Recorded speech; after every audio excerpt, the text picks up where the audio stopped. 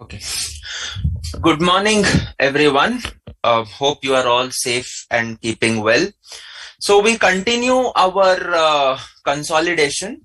In the previous class, we were discussing fair value adjustments, and we covered two adjustments. That is the first one related to fixed assets. That is your property, plant and equipment, and the second one related to your inventory. Okay, so in property, plant and equipment or inventory, whatever be the case, the initial fair value measurement that is going to happen would be routed through the pre-reserves. Later on, it depends on case-to-case basis. For example, in the case of PPE, there would be subsequent depreciation that would happen, and therefore you have to depreciate technically at the fair value, whereas in the books of S Limited the depreciation would have happened based on the carrying amount. And that is why whatever be the additional depreciation in case of upward revaluation or savings in depreciation in case of downward revaluation, in such cases the effect of such additional or savings in depreciation would go to my post reserves, because this is after the date of acquisition. In the case of inventory, we check whether the inventory is sold or whether the inventory is unsold. If it is unsold, we do not need any adjustment. If there was an upward revaluation initially and later on the inventory is sold, then it would be a post P&L adjustment to the inventory, because we have already recognized a part of such profits on the date of acquisition as a part of my fair value adjustment, and therefore we will have to reverse the amount to that extent. The converse is true in case of initial downward valuation. Okay, so that takes care of these two adjustments. Later on, I had left you, we had done question number 6. I had left you with a homework on question number 11. I hope you could attempt that. Okay, we will quickly go through question number 11 and see what all is being asked. It is an amalgam of question number 10 and 11. Okay, so 11 is basically the question that is based on the facts of question number 10. So we look at question 10 first. On 31st March 20x2, Blue Heavens acquired 100% ordinary shares carrying voting rights of Orange County for 6,000 lakhs in cash. So in this case, we are acquiring 100% on 31st March 20x2. It controlled Orange County from that date. So that is also given. Acquisition date statement. So this is on the date of acquisition. Statements of financial position, that means the balance sheet of Blue Heavens and Orange County, and the fair value of assets and liabilities recognized on Orange County Limited's balance sheet were, you are given these balance sheets. Okay, non-current assets, building, PPE, investment in Orange County, you have inventories, trade receivables, cash. Then in the equity and liabilities, you have share capital, retained earnings, and trade payables. Okay, prepare the consolidated balance sheet. So this is when there was 100% stake. I will not be doing this because this is a little bit simple. I will do question number 11. I had requested you to do. Did anybody try this out? Did anybody try question number 11? The facts are same as in question 10 above, means basically the 100% shareholding acquired on 31st March 20x2. Here in this case, however, Blue Heavens Limited acquires only 75% of the ordinary shares. That means I am having 25% as NCI, to which voting rights are attached of Orange County Limited. Blue Heavens pays 4,500 lakhs for the shares. Prepare the consolidated balance sheet as on 31st March 20x2 of the group of entities Blue Heavens Limited and Orange County Limited. So we will be looking up at this part. So the first step would be to prepare the balance sheet in Schedule 3 format, mentioning as Blue Heavens and its subsidiaries consolidated balance sheet as at 31st March 20x2. This also happens to be your date of acquisition. We then move on to are steps. The first step is you copy the assets and liabilities values right from the consolidated balance, from the standalone financial statements in the note number 1. Do not make any adjustments right now. So in this question, the value of building and other PP 7,000 and 3,000. This is the one, right? Yeah, 7,000, 3,000. Then I'm having investment will not come here. Inventories, trade receivables, cash. Okay. So inventories 700, 500. Trade receivables 300 and 250. 300, 250. Cash 1,500 and 700. 1,500, 700. So this is done. This is done. Inventories are done. Trade receivables are done. Cash is done. You are left with now trade payables 300 and 150. Okay. So 300 and 150. So this is the first step. Record all the assets and liabilities from the standalone balance sheet. Equity share capital, whose will come? The parent share capital will come. That is this share capital of 5,000. Share capital of 5,000. Have they given the face value? They've not given the face value. So we can assume it to be rupees 10. So you can write down 500 lakh equity shares of rupees 10 each. Assumed, comma, fully paid. So that is 5,000. That is 5,000. No doubts in this. So you can go to the balance sheet and straight away in the equity share capital, note number 2, you can write down 5,000. You can write it down as 5,000. Okay. Next one, note number 2, consolidated other equity. First, what will come is, it is the parent's consolidated other equity. So standalone of, who is the parent? Blue Heavens Limited. So this comes to how much? 10,200. So we have taken this also. Okay. So 10,200. Okay. So this takes care of the first 3 consolidation notes. Then again you come to consolidated other equity working note. This is standalone. Blue Heavens Limited. 10,200. Here you can write it as retained earnings. Okay, so that takes care of 10,200 also. Next, we move on to the next part, that is this investment in Orange County. It is not 6,000. Okay, in our case, it is 4,500 lakhs. Okay, so we will be having 4,500 lakhs. Okay, there is one more change I forgot. This will not be 1,500. It is acquired for 4,500. So this is going to be 3,000. Okay, not entire 6,000. So that is the change, my mistake. So in this case, this will be 3,000.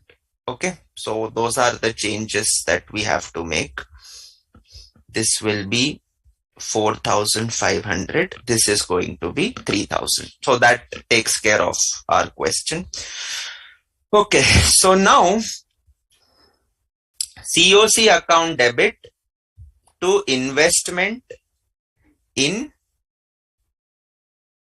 Orange County. This is 4,500 lakhs. Okay, so this is also done. Okay, this is also done. All these are done. And therefore, we have completed all the items from the parent's balance sheet. all the items are fed in the respective places. Okay. Now we are left with two items, that is share capital and retained earnings. So what is the stake I have acquired? 75%. So go to your COC account and write here 75% stake. And here NCI will be 25% stake. 25% stake. Okay.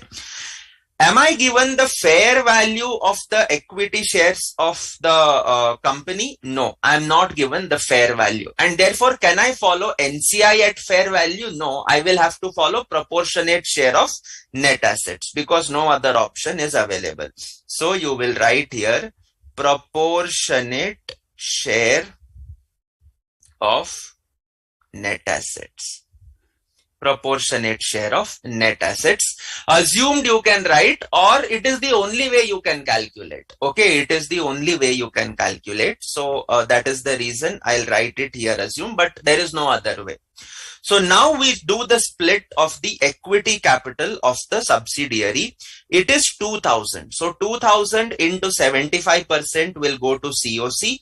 2000 into 25% will go to NCI. Okay, so by equity share capital. How do I get this? 2000 is the value into 75%. So this gives you 1500. And then here also I will be having by equity share capital. 2000 into 25%. So here it is going to be 500. And that concludes my equity share capital. So now what I am left with is the reserves. What I am now left with is the reserves of 2300. So we go to these reserves. This is from the balance sheet of Orange County, which is 2300. Balance sheet of Orange County. Okay. This is the balance sheet on the date of acquisition. So will there be any post reserves? No, there won't be any post reserves. Okay. So we split it up into pre-post. Balance on date of acquisition. This is going to be 2300. So post will be 0. Post is going to be 0. Okay. So we are at this stage. And should we proceed with the split? Answer is not yet. You will have to look at the fair value adjustments. So look at the fair value adjustments.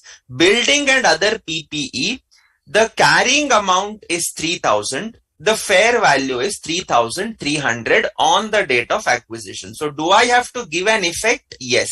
So this will go in working note 5, fair value adjustments. There is an upward revaluation. Okay. This is an upward fair valuation that has happened. The other change is inventories 500 became 600. This will also go in working note 5, upward.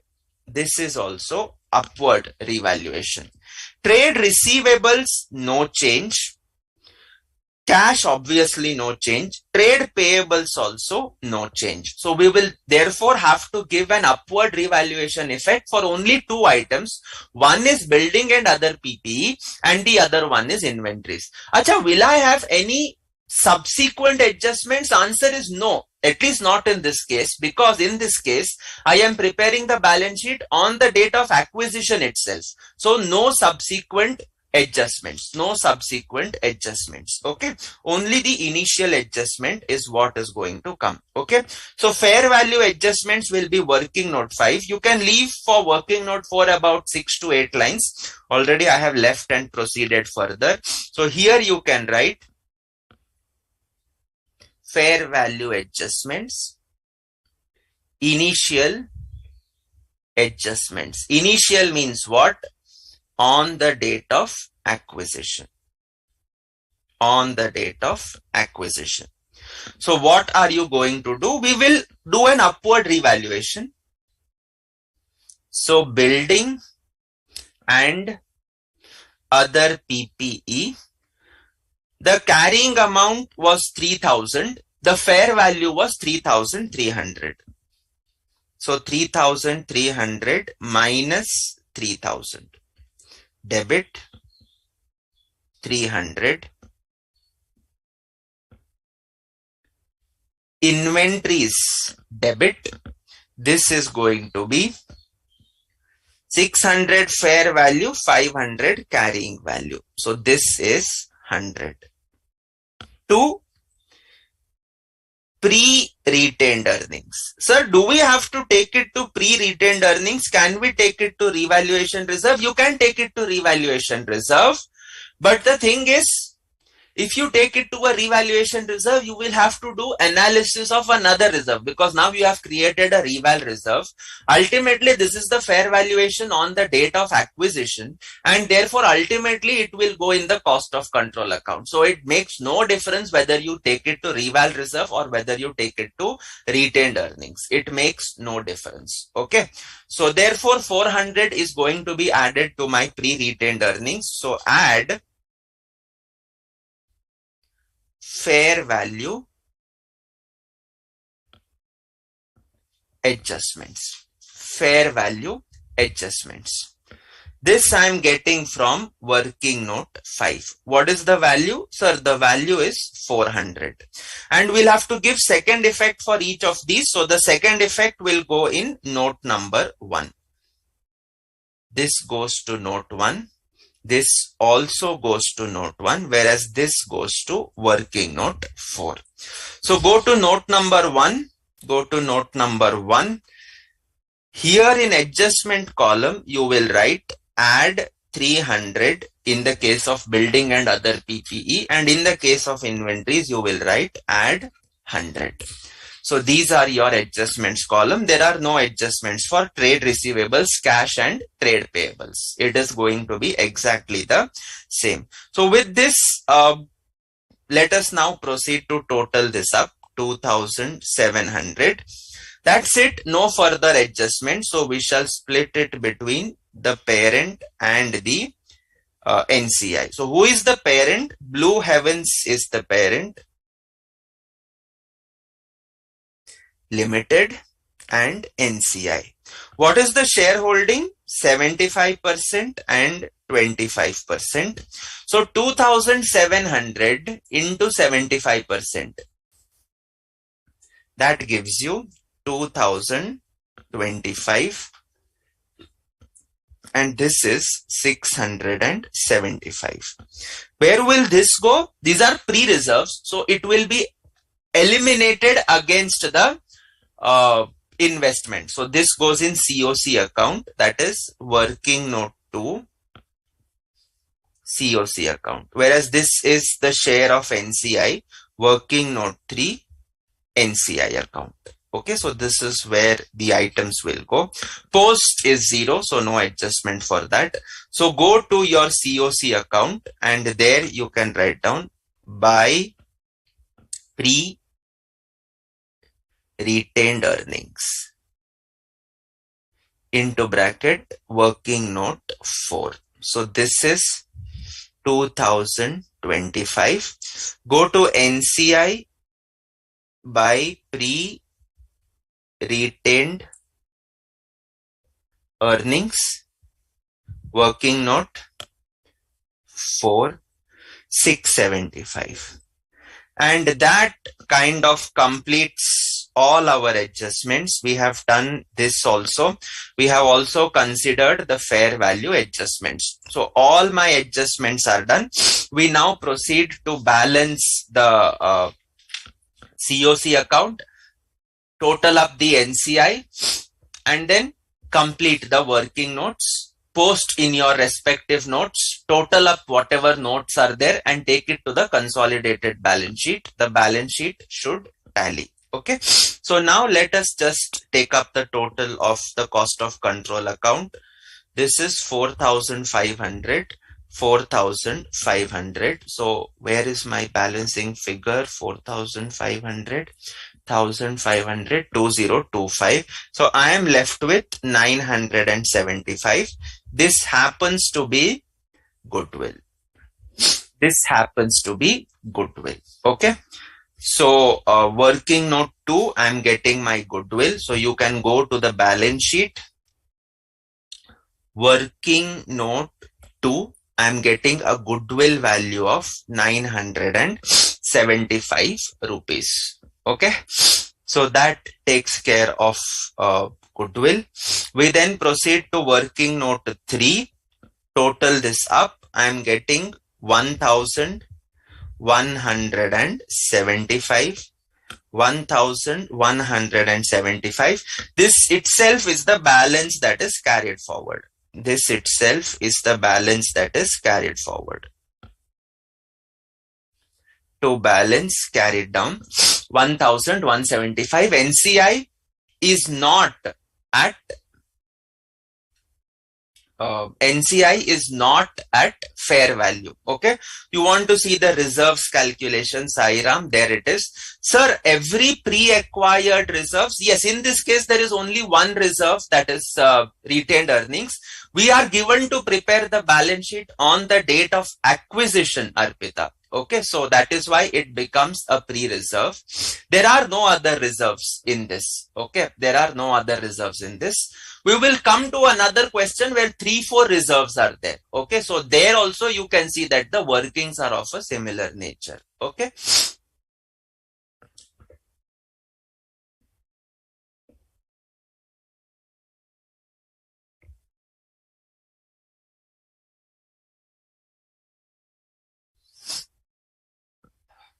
I hope, I mean, your query has just come, sir, every pre-acquired reserves. So I didn't understand. So Sairam, I hope you got the other equity part. Hardly any people are watching.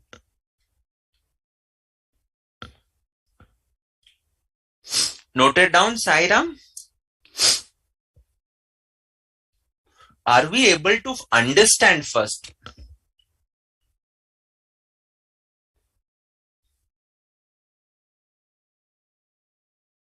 Yes.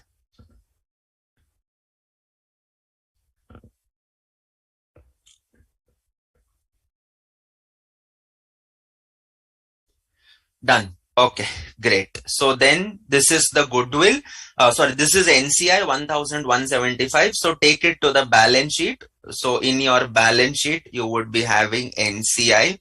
That will come as working note 3, 1,175. 1,175. And that completes working notes 2, working note 3, working note 4, working note 5. Okay.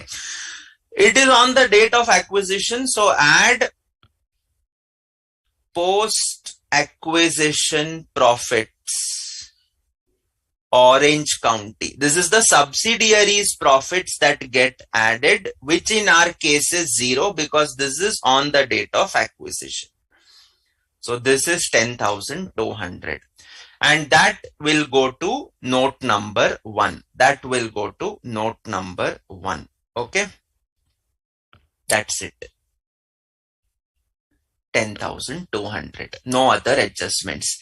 Shivashankari, I hope you have understood the NCI at fair value query that was there in the last session. Okay, I had discussed it towards the end of the previous session. If you still not understood, let me know. Okay, so that is 10,200. Okay, take this to the balance sheet. Note number 3, other equity. 10,200. But फिर what is left? You just need to total up the columns. So this comes to 10,300. This comes to 1,300. This is 550. This is 3,700 and this is 450. So all the adjustments are done. So we then move on to property, plant and equipment is 10,300. Goodwill, inventories are how much? 1,300.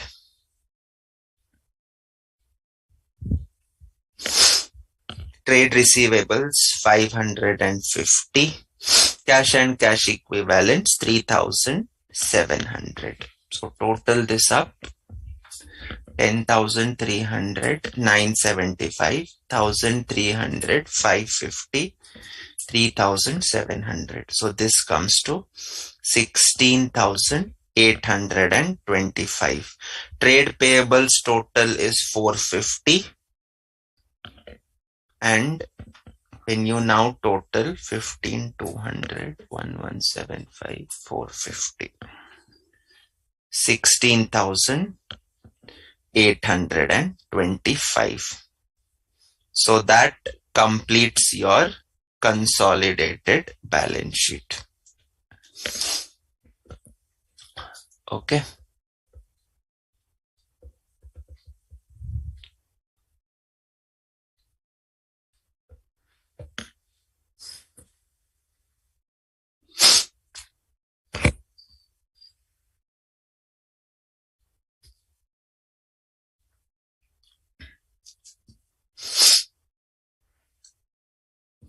Done?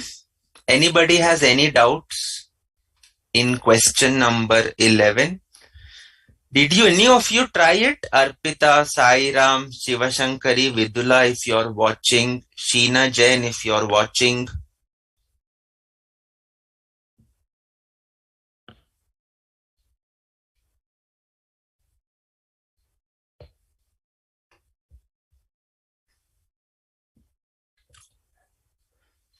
Done? Please confirm if you have understood or not, everyone.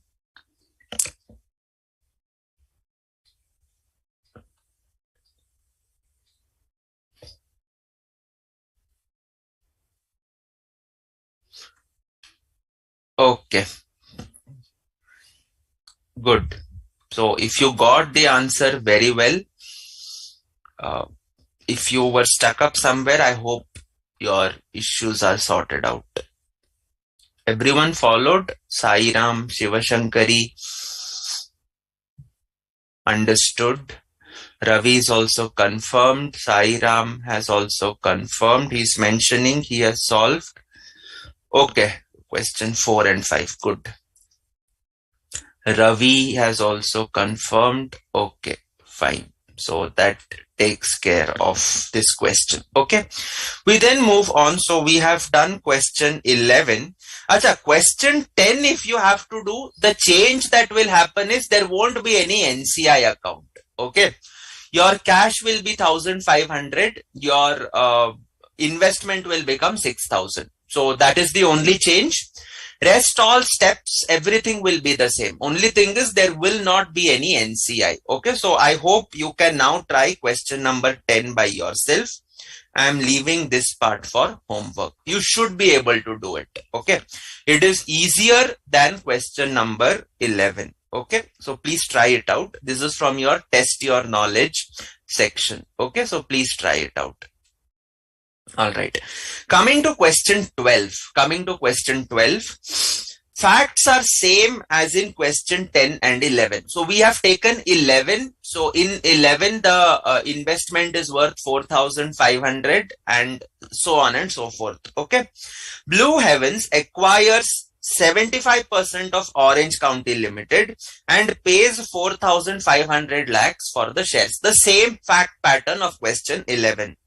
At 31st March 20x3, that is 1 year after Blue Heavens acquires Orange County. So in this case, am I preparing the balance sheet on the date of acquisition? Answer is no. Your date of consolidation is after the date of acquisition. So what will be the change? Sir, in this case, there will be pre-acquisition retained earnings as well as post-acquisition retained earnings. Okay. The second change would be, sir, in this case, we would be having initial fair value adjustment and also subsequent fair value adjustment. Okay. So these are two different changes which are going to be seen in this question. Okay. The individual statements of financial position and statements of comprehensive income of Blue Heavens and Orange County Limited are given below. Okay. So what are you given? This is balance sheet as at 31st March 20x3. Okay. You are given property, plant and equipment 6,500 and 2,750, investment in Orange County. Then you are given inventories, trade receivables, cash, share capital, retained earnings and trade payables. Along with that, you are given statement of profit and loss for the year ended 31st March X3. What is there in the P&L? Revenue minus cost of sales, gross profit minus admin expenses, giving you profit for the year. Okay. Blue Heavens estimates that the goodwill has been impaired by 98. There is an impairment of goodwill. We will do the problem. We will write the theory for this after we do the problem, because then you would be comfortable to understand what is impairment of goodwill and how do we treat it. Okay. The fair value adjustment to buildings and other PPE is in respect of a building. That means what? Fair value is in respect of a depreciable asset. Is in respect of a depreciable asset. Why do I need this? Because now the question is specifically hinting that you will be having additional depreciation on account of fair valuation. Okay. If it was to be given, it is in respect of land. If it was given, it is in respect of land. Then would you have fair value adjustments? No, you would not. You would have fair value, but you would not have depreciation adjustment because land is a non-depreciable asset. Okay. But in this case, it's related to a building. So it is a depreciable asset. That means subsequent adjustment is going to come. All buildings have an estimated remaining useful life of 20 years from 31st March 20x2 and estimated residual values of 0. Why is this data given to you? This is to calculate extra depreciation. This is to calculate extra depreciation. Blue Heavens uses the straight line method for depreciation of property, plant and equipment. All the inventory held by Orange County, that is the subsidiary, at 31st March X2 was sold during 20X3. What is the significance of this line? What is the significance of this line? See, we had done inventory adjustment. Inventory adjustment mein what we had done was initial upward or downward, we take it to the pre-reserves. Later on, if the inventory is unsold, no adjustment. But if the inventory is sold, then at that point of time, if the inventory is sold, at that point of time, we will have to pass an adjusting entry in the post reserves. We will have to pass an inventory adjustment in the post reserves. That is why you are given this data. Sir, they have given all inventory held by Orange County was sold. In the balance sheet, we are still having inventories. How is this possible? Array, what was the inventory in stock on 31st March 20x2? That is sold. Now, Orange County is a running concern. So obviously it would be having purchase and sales going on. If it is a manufacturing entity, you will also have manufacturing inventories sitting here. So these are new inventories. This is not the inventory of 31st March X2 which is present. X2 inventory is sold entirely. This is the new inventory that is now present. New inventory means acquired in the current year. And that is why it is going to come. Okay. So this is how the treatment is going to, this is how the question is. Okay. So prepare the consolidated balance sheet as on 31st March X3. of the group of entities of Blue Heavens as well as Orange County Limited, Okay. We will come to your query, Arpita. That is a small inconsistency. I will discuss that once this question gets over. Okay, I will discuss that once this question gets over. I don't want others to get confused. But yes, I agree. But there is an explanation for that inconsistency also. So I'll come to that later. Okay. So first part, prepare the consolidated balance sheet. So we have the consolidated balance sheet format. The second part is you do the assets and liabilities in note number 1. Copy the values as it is. From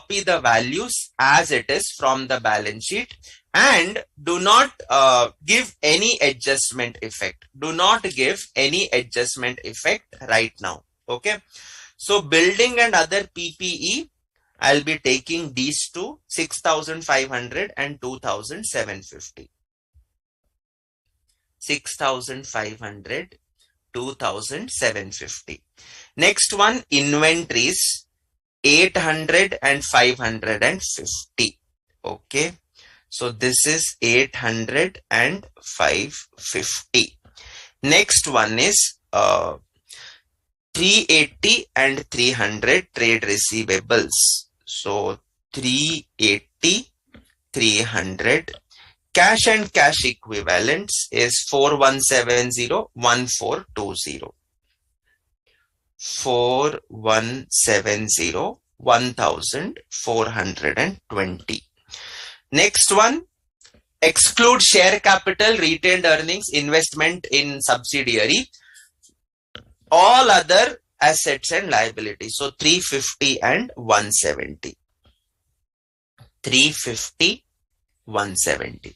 So we have recorded all the items of assets and liabilities straight away from the question before making any adjustments. Next one is share capital of the parent. This will go in the balance sheet. So this is going to be 500 lakh equity shares of rupees 10 each. This is assumed. They have not given the face value. Fully paid. So this comes to 5,000. This comes to 5,000. Is it okay? Yes. Is it fine?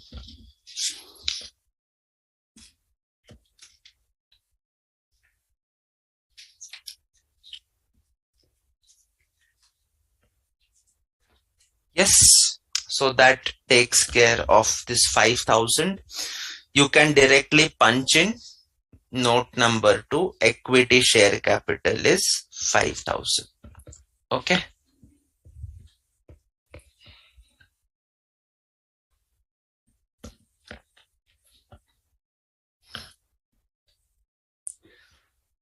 Okay. So this takes care. Consolidated other equity.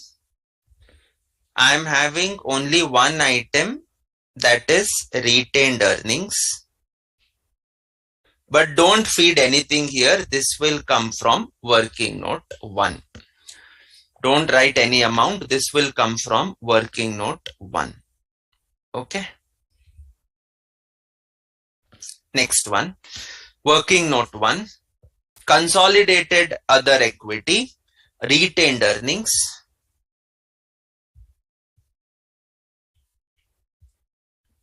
Standalone.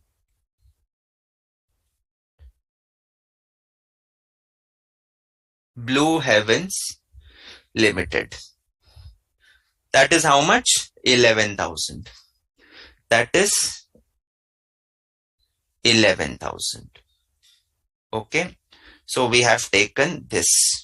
Are all assets and liabilities of the parent done? Yes, except investment. This will now come in the COC account. It is getting eliminated. To investment in Orange County Limited. What is your stake? 75%. Your stake is 75%. Your stake is 75%. So that means NCI is going to be a 25% stake.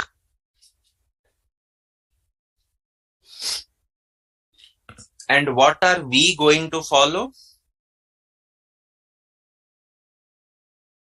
Proportionate net assets method. Assumed. You don't have to write assumed, but we just write because the examiner will then come to know that you are aware that another method is possible. Okay. So assumed. Okay. So now let us proceed to the question. What is left now is equity share capital of the subsidiary. So we will do the split: 75% to to COC, 25% to NCI. So by equity share capital, 2000 into 75%, 1500, and NCI the remaining 25% by equity share capital, 2000 into 25%. So this is 500. This is 500.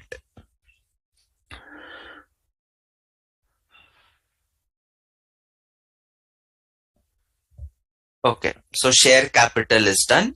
Now we are left with retained earnings. Now we are left with retained earnings. All items are considered. Okay, so come to your question. Working note for retained earnings, 2850. This is from balance sheet of Orange County Limited. This is from the balance sheet of Orange County Limited. Okay. 2850. This is 31st March 20x3.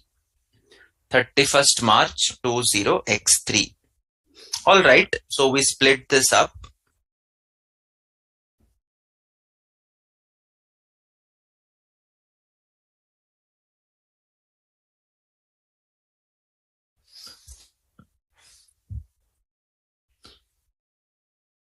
Pre, that is on the date of acquisition.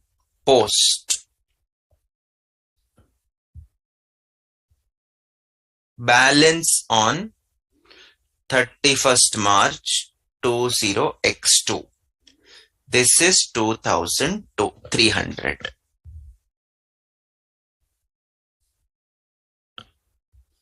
How do I know 2300? It is continuing from that fact pattern. Okay, it is continuing from that fact pattern.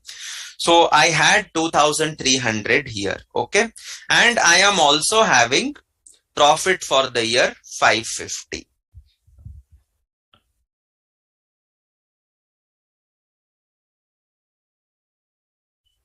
These profits are earned when Blue Heavens is controlling Orange County. That is why it becomes post. So 550. 550. Okay. So are we okay till now?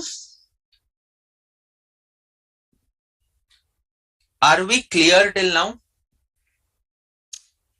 Any other adjustments till now apart from post, that is subsequent measurement period for these fair value adjustments? Anything apart from that?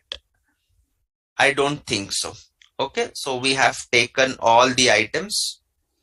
No other changes, nothing else is needed. So now let us come to fair value adjustments. In this, I will be having first one, initial adjustments.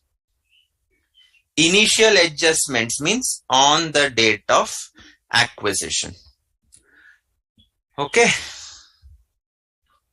Initial adjustment means adjustments on the date of acquisition. We had a fair valuation. So the same effect is going to come. It's the same item. Okay. So building and other property, plant and equipment account debit 300. Inventories debit 100 to pre-retained earnings 400 to pre-retained earnings 400. Okay. You can write refer question 11 solution. Same thing is there. So where will these items go? Building will go in note 1. Inventories will also go in note 1 and pre-retained earnings will go in working note 4. Same initial adjustments like we did in the last problem. No change because the same question is continuing. समझ में आ रहा है आपको? Yes. So take it to your pre-retained earnings. Add fair value adjustments. Working note 5. How much is that? That is 400. That is 400. This is the first effect that is given. Yes, I have given the credit effect. Now the debit effect goes in note number 1. So where is note number 1? Yes. So here plus 300. Write it to one side. Don't write it in the middle because you will have further subsequent adjustments. Okay. Plus 100. Plus 100. So have I given the subsequent period adjustments? Yes.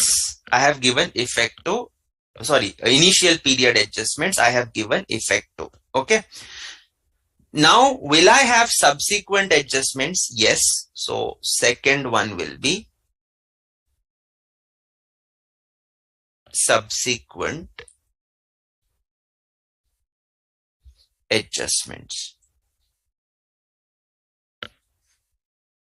Subsequent adjustments. ठीक है, subsequent adjustment में क्या होगा? आपने building का value बढ़ाया, तो जब बिल्डिंग का वैल्यू बढ़ेगा उसके साथ एक्स्ट्रा डेप्रिसिएशन भी आएगा. You have increased the value of building by 300. It was 3000, now it is 3300. So you will have to depreciate it additionally in the consolidated financial statements. Acha, by the by, where are we passing these adjustment entries? Are we passing it in the standalone books of the parent? Answer is no. Are we passing it in the standalone books of the subsidiary? Answer is no. We are passing this in the consolidated books. ये adjustment entries हम consolidated books में pass कर रहे हैं. हम standalone parent या standalone subsidiary के books में नहीं कर रहे हैं. Okay. So subsequent adjustments in respect of buildings. First, in respect of buildings. Building, you increase the value by 300 rupees. Now this 300 has to be written off over the remaining useful life. What is your remaining useful life? Estimate buildings, estimated remaining useful life of 20 years from 31st March 20x2. So from 31st March 20x2, you are preparing the consolidated balance sheet on which date? 31st March 20x3. And therefore, Additional depreciation, extra depreciation in the post-acquisition period would be only for 1 year. That is 300 divided by 20. Okay. This is happening in the post period. So it will be going from your post retained earnings. So post retained earnings debit. This is nothing but, I will write that later on, to property, plant and equipment. What is this?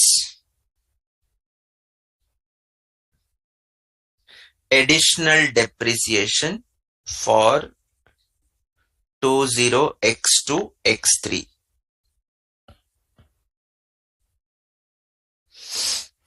For 20x2 x3. ठीक है? That's right, Ravi. Consolidation books. That's right. ठीक है.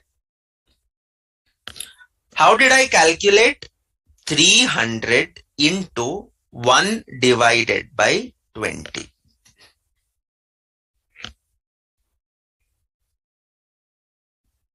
This is nothing but fair value adjustment on building multiplied by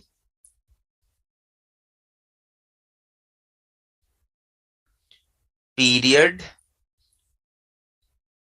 after date of acquisition divided by useful. In our case, this is 1 year. This was 20 years. Okay. Achha, suppose you are preparing the consolidated balance sheet on 31st March 20x4.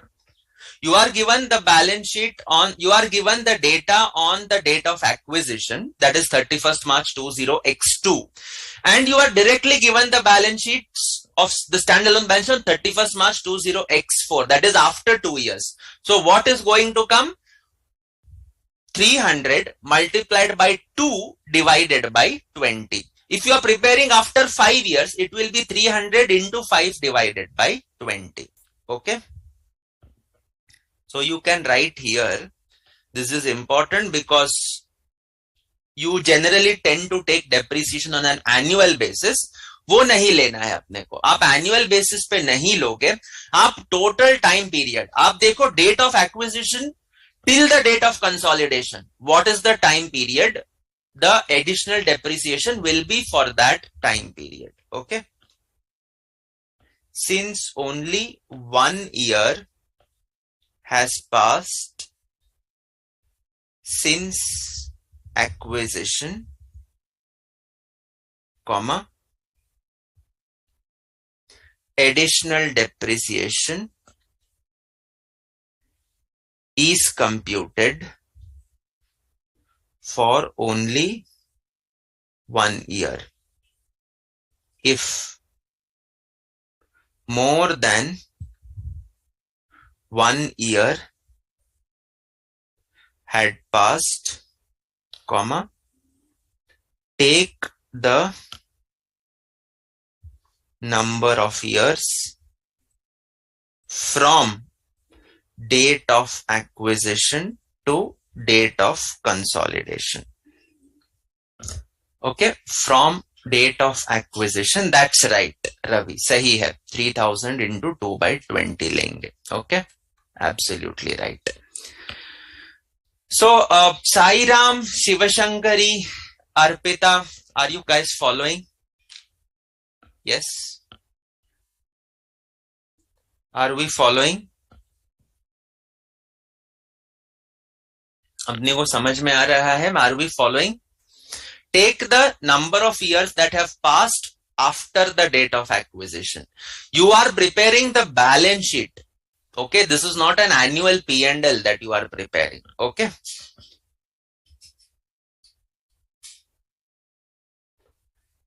Everybody written down till here? Yes, everybody written down till here?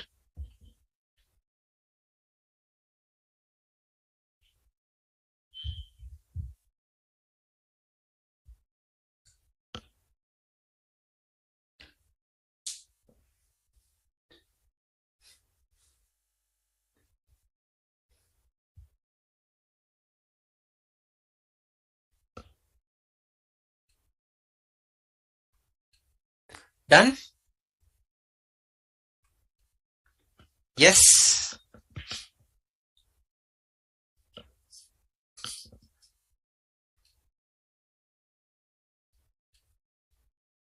Okay.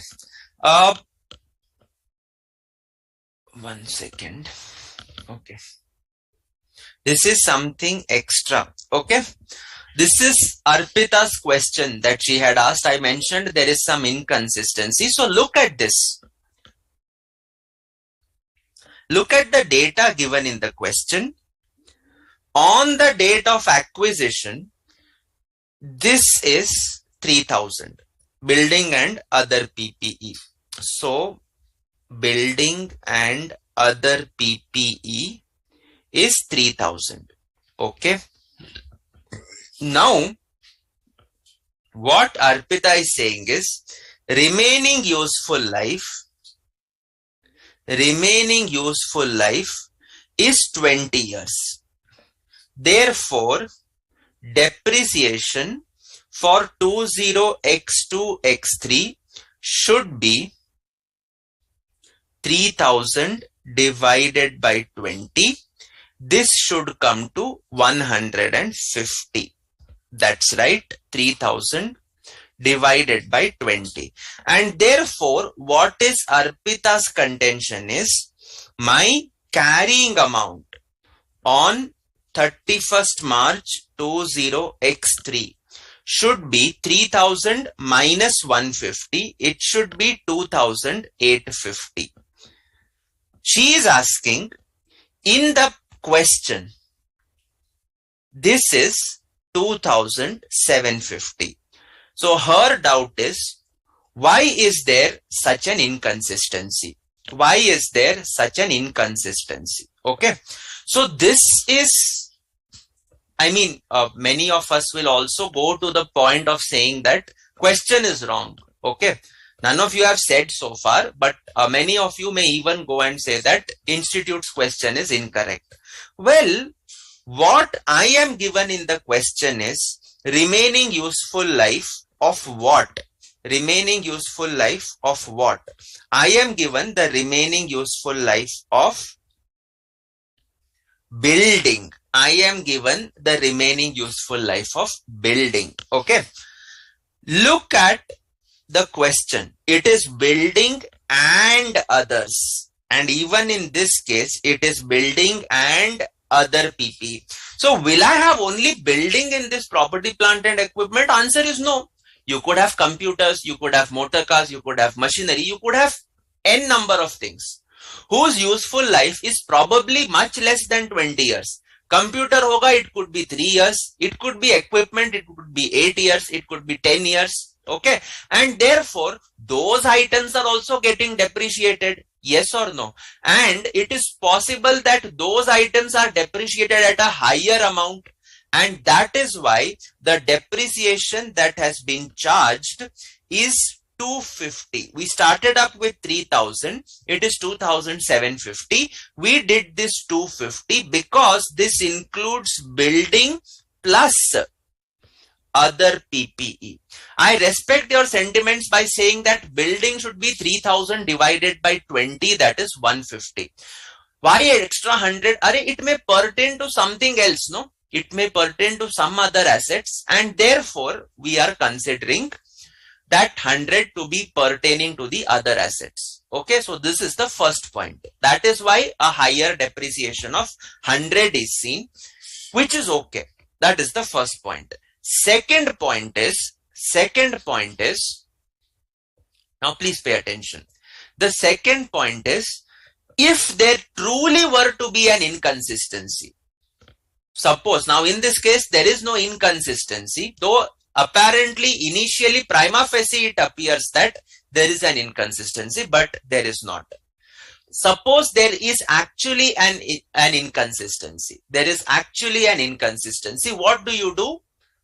You do not investigate. You do not investigate such inconsistency. Apne ko karna nahi hai. We do not have to do such things. Okay. Your question has given you 2750 as the balance. You stick to 2750. Question is inconsistent. we assume that the inconsistent item is consistent and we proceed to solve. Do not proceed to investigate. Do not proceed to write your data. Okay. Do not proceed to make any kind of adjustment. Okay. Because when we are going to the exam, there is only one almighty that is there, and that is the question paper in front of you. If the question paper says hypothetically sun rises in the west, you have to follow that sun rises in the west, and accordingly you will have to solve it. Okay, there is no alternative to that. So if there is an error in the question, keep the error as it is. Do not rectify that mistake. Do not rectify that mistake suo motu. Okay, so that addresses the inconsistency that she had. Okay, now the next part is building. Just pay attention. You don't have to note this down. Building and other PPE. In the standalone financial statements, this was appearing at 3,000. In the standalone financial statements, this was appearing at 3,000. In the consolidated financial statements, this is on the date of acquisition. Okay. In the standalone financial statements, this is appearing at 3,300. This is appearing at 3,300. Now, hypothetically, let us just assume that building is at 2,500. Building is at 2,500. Out of 3,000, buildings constitute 2,500. That means now this would become 2,800. This would become 2,800. And therefore, 2,500 divided by 20, normal cases, your depreciation would be 125 per annum. But because of revaluation, this is going to be 140. The difference between these two, is the additional depreciation that is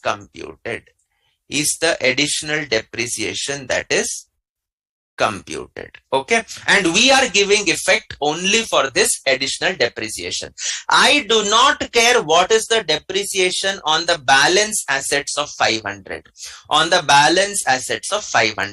It is not going to affect me because the effect for this depreciation is already given when I have arrived at the consolidated PPE, at the PPE in the standalone financials at 2,750. So what happens with this 500 balance, I am not concerned. It could be any figure. For all that I care. But what I am interested in is this 15. And I am giving effect to this 15. I am getting it as additional fair valuation multiplied by 1 by 20. So that comes to 15. Okay.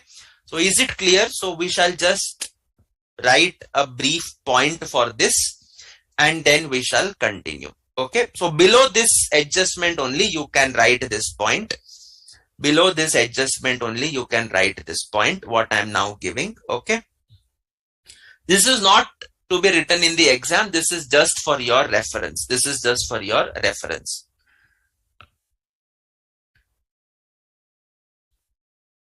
The depreciation of rupees 250, that is 3,000 minus 2,750 in the books for 20x2x3 represents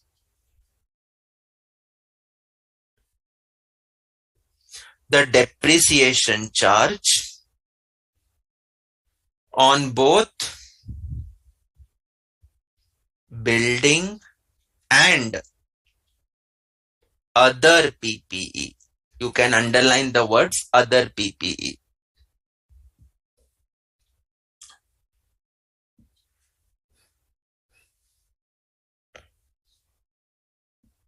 It is given that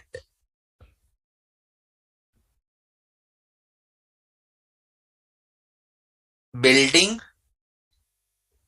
is to be depreciated over 20 years from 31st March 20x2. And moreover, comma, the fair value adjustment also pertains to building alone. Hence,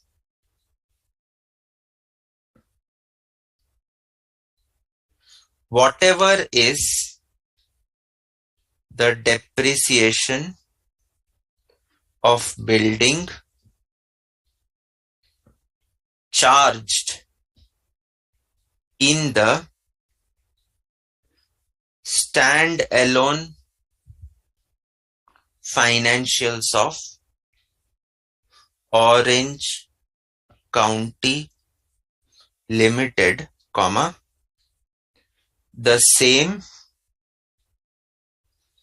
should be increased by rupees 15 for the purposes of consolidation. For the purposes of consolidation.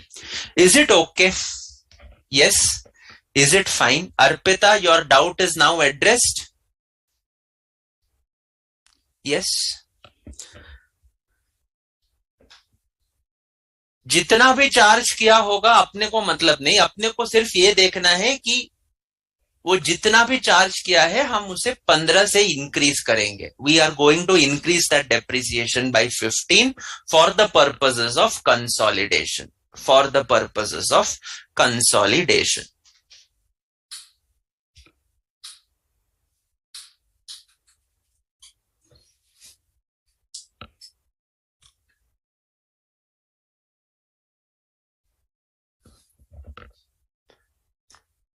Ravi समझ में आ गया? Shivshankari, did you follow?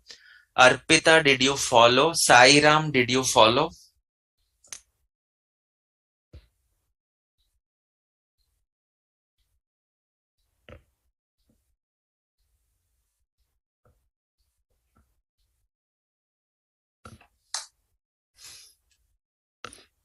Yes.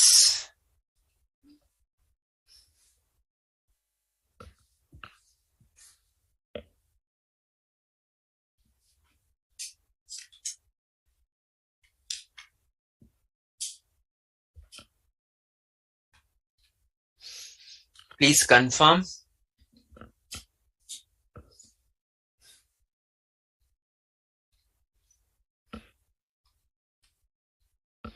No confirmations.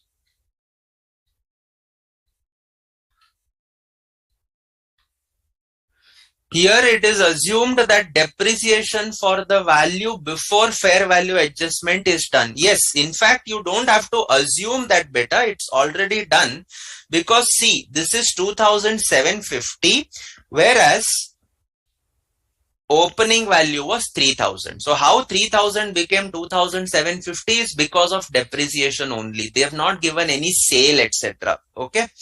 So it is the depreciation that is already done. Normal depreciation, not the additional depreciation. Okay. Normal depreciation is done in the standalone books. Okay. So this is only for the extra depreciation that has to be passed in the consolidated books. Okay.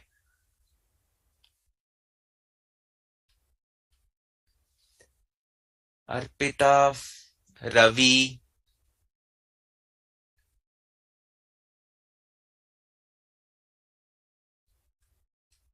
How consolidation normally happens is all the adjustments of the parent in the standalone books are done. All closing entries, everything is done. Provisions are made, depreciation is passed, amortization is done. Everything is done. Subsidiary also we do the same thing. And then the final trial balance, profit and loss, balance sheet, everything is presented. Then the actual consolidation happens. So depreciation would be done. Okay. All right. So I hope you have written this part. Then we proceed to the next item, that is next fair value adjustment, that is inventory. All the inventory held by Orange at 31st March 20x2 was sold during 20x3. I increased the value of inventory by 100. That means I had recognized part profit on the date of acquisition itself. Now that is getting sold. In the standalone, we would have recognized the profit of that 100 also right now. So we will have to eliminate. Sir, please give us with figures. So it looks something like this. Okay, you can continue it below the fair value adjustment only. See, this is for inventories now. We have completed the buildings. We now talk about inventories. Okay. This inventory, standalone financial statements. Okay. It was appearing at how much? Sir, the inventory was appearing at 500. Okay. The inventory was appearing at 500. Opening stock. Now, sales would be 600. Not 600. Let us make it as 800. Therefore, my profit that is recognized in the standalone would actually be 300. Okay. This is the profit that you are recognizing. In the consolidated financial statements, this very opening stock is already appearing at 600. Why? Because you did a fair valuation on 31st March 20x2. Where you increase the value from 500 to 600. So it is already appearing at 600. Sales will come at 800. No change in this.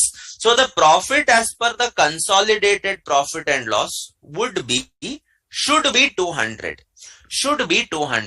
Now when you are consolidating, I am adding the parent's standalone retained earnings plus the post-acquisition profits of the subsidiary. Okay, this is of the subsidiary.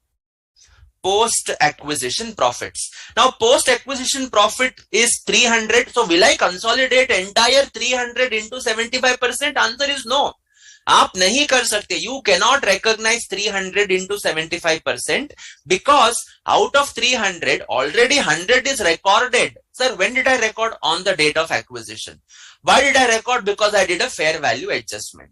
As per Ind AS 103. Don't bring Ind AS 102 and say that my inventory should be at lower of cost or net realizable value. No, this is fair valuation pursuant to 103. That is why you increase the value by 100.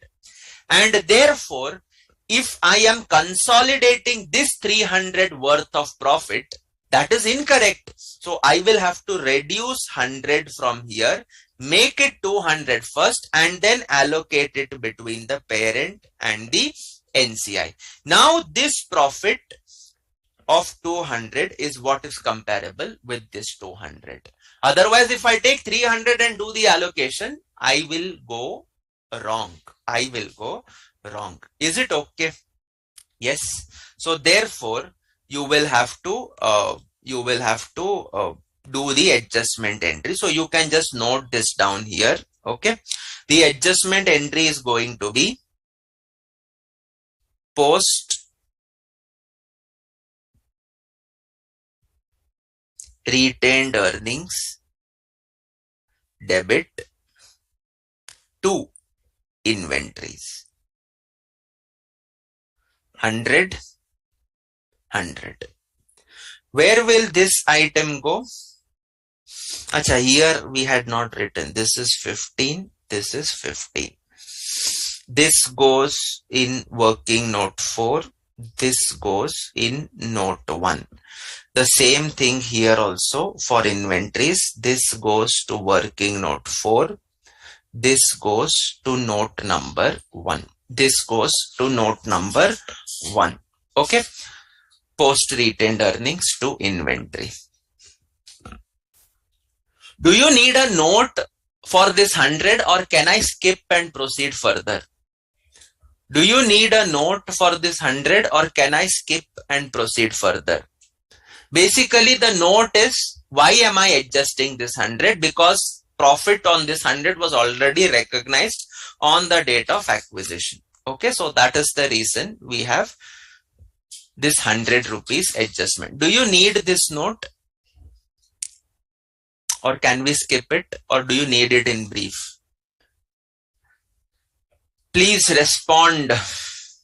No need. Arpita is saying not needed. The 550 that is appearing in the consolidated balance sheet is a fresh inventory. Okay.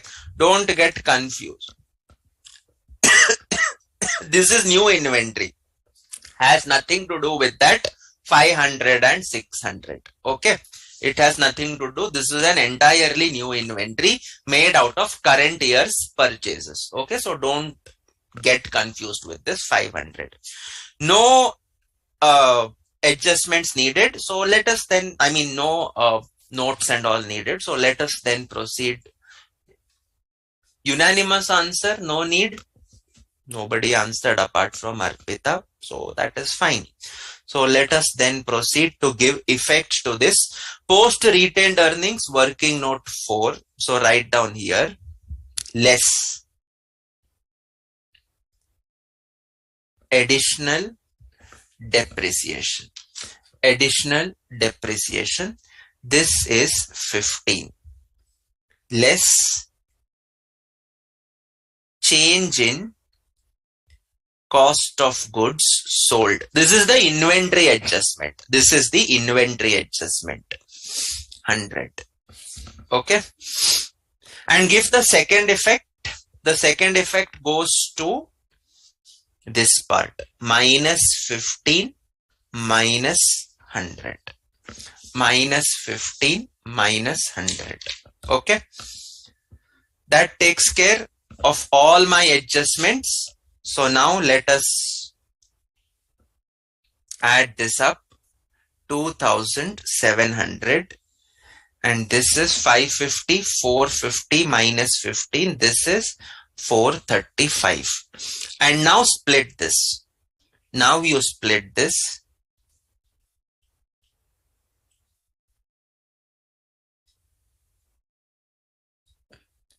So this is blue heavens.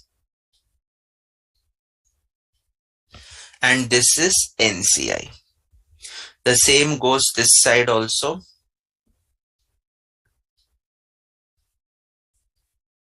This is blue heavens. And this is NCI. 75, 25, 75, 25. So do the splitting. 2025, 675. This is going to be 435 into 0.75. Don't ignore the decimal because all these are rupees in lakhs. Okay, so 326.25 and 108.75. Where will these items go? This is pre-acquisition reserve. So this goes to working note 2, COC account. NCI goes to working note 3, NCI account. Post-acquisition profit share of the parent will ultimately go to the consolidated reserves working note. So this is working note 1 and this goes to working note 3, NCI account. Okay, so this is how your workings are going to flow. Okay, so give the effects quickly. By pre-retained earnings. This is working note 4, 2025. NCI by pre-retained earnings into bracket working note 4. This is 675. By post retained earnings, this is again working note 4, 108.75. Go to consolidated other equity, add share in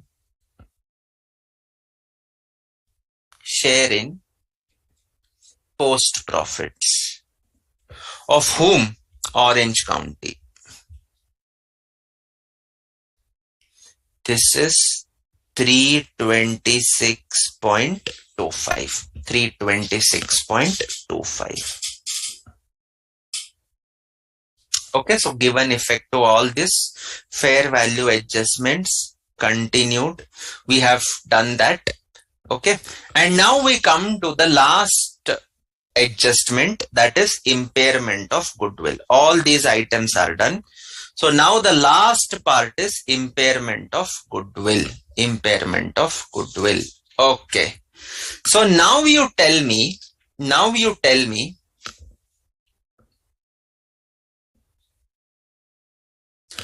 goodwill is recognized where? Goodwill is recognized where? Is goodwill recognized in the standalone balance sheet of the parent? Is goodwill recognized in the standalone balance sheet of the subsidiary? Or is goodwill recognized in the consolidated books? Where am I recognizing goodwill? Am I recognizing it in the standalone books of the parent or the standalone books of the subsidiary?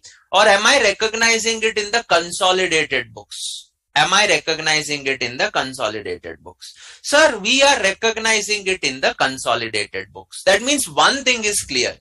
This goodwill effect is not going to come in working note 4, that is analysis of retained earnings or reserves.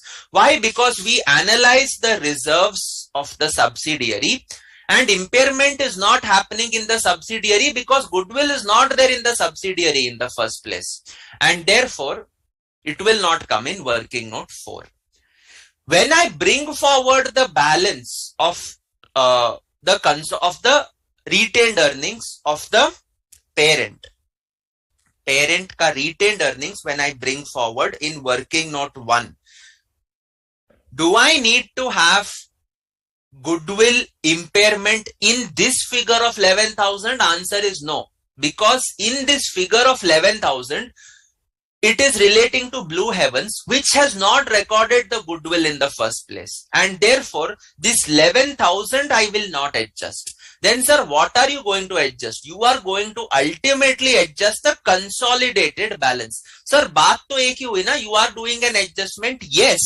But what I am doing is, I am first consolidating the profits, and from there I am giving a reduction on account of impairment. Okay. Ultimately, it may appear to you that you do 11,000 minus impairment or 326 minus impairment. It's all one and the same, but ideally it's not. Okay. It is a reduction from the consolidated equity balances. Okay. And therefore we will reduce it from there.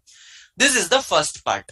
Now the second part is, what are the effects of this impairment? What are the effects of this impairment? Sir, what is the entry for impairment in the first place? Entry for impairment will be, it is a loss. Impairment is a loss. Sir, what is impairment? I think all of you do know that.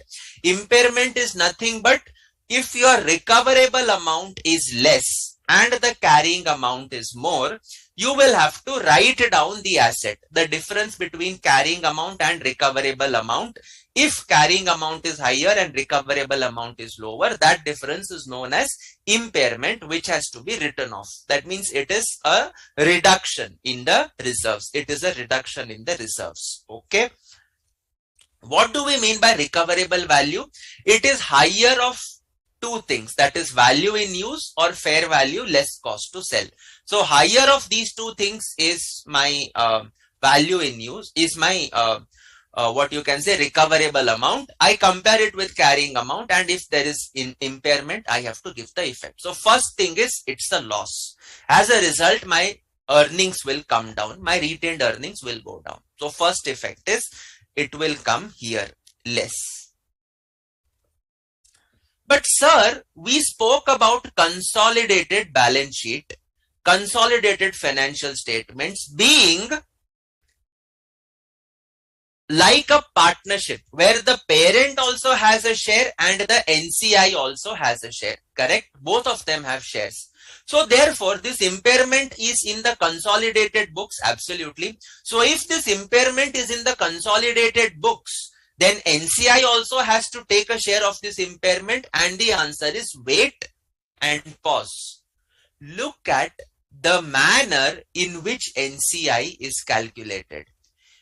If NCI is calculated using proportionate net assets method, if NCI is calculated using proportionate net assets method, tell me one thing, friends, am I going to get goodwill as a balancing figure here? Am I going to get goodwill as a balancing figure in this case? Answer is no. Why? Because directly I will balance the NCI account, and whatever is the closing balance, I will take it to the balance sheet as my NCI. I am not doing a fair valuation of NCI in this case because I have elected the option of proportionate net assets method. That is why the goodwill is not attributable to NCI. That is, in other words, the goodwill is solely attributable to the parent. In this case, the goodwill is coming only in the cost of control account. That means the goodwill is solely attributable to the parent, and therefore the impairment loss also will have to be borne entirely by the parent. Therefore, the impairment loss will have to be entirely borne by the parent. Sir, what if NCI had to be valued at fair value? If NCI had to be valued at fair value, then in that case, NCI also would get a share of goodwill, absolutely. COC account also would have the share of parent's goodwill, correct? So both of them have some amount of goodwill attributable to them, and therefore if there was an impairment of goodwill, it would be attributable or allocated to both the NCI as well as to the parent. To both the NCI as well as to the parent. Have you understood this part? Yes, have you understood? So effects of impairment will depend on whether it is full goodwill or whether it is partial goodwill. If it is full goodwill, it will be allocated between parent and NCI. Sir, in which ratio? There are two thoughts. First thought is we will allocate it in the ratio of the stake. So if it is 75-25, we will allocate it in the 75-25 ratio. Alternatively, if it is in the ratio, if it is, this is one school of thought. The second school of thought is whatever is the goodwill attributable to parent, attributable to NCI prior to impairment, we will allocate the impairment loss in that ratio. So two schools of thought are there. Both are correct in their own ways. Okay. Now the thing is, this is the adjustment on impairment. This is the adjustment on impairment. Now Shivasankari has asked, sir, how to find out whether the goodwill has impaired or not? In this case, you can check. Blue Heavens estimates that goodwill has impaired by 98. It will generally be given to you in the question. Okay, so for academic purposes, you don't have to really break your head on finding out whether the goodwill is impaired or not. Okay, it will be given to you. You just have to give the effects. Now the question arises. In real life, how do I calculate impairment of goodwill? How do I calculate impairment of goodwill? Okay.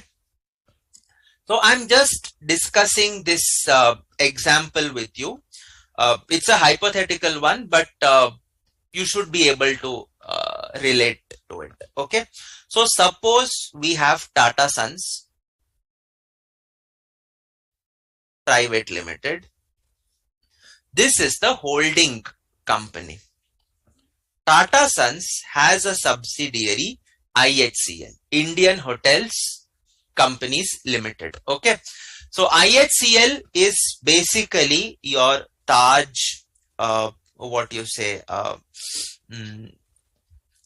Vivanta Group, the Vivanta brand, and then it will be having your Gateway Hotels. Okay. It will be having IHCL Selections. Okay. All these are nothing but under the IHCL umbrella. Okay. So what happened was IHCL was a very good performing entity. Very, very profitable entity. Okay. Until 31st March 2020. Until 31st March 2020. Uske baad, we all know what came. Sir, COVID aa gaya. COVID came. And because COVID came, Taj, Vivanta, Gateway and Selections, all of them had to shut shop. All of them had to shut shop. Shut shop means what? They had to close their operations. This is not a fact. Now, what I'm now making up is a story. All these are facts till now. Now, what I'm making up is a story.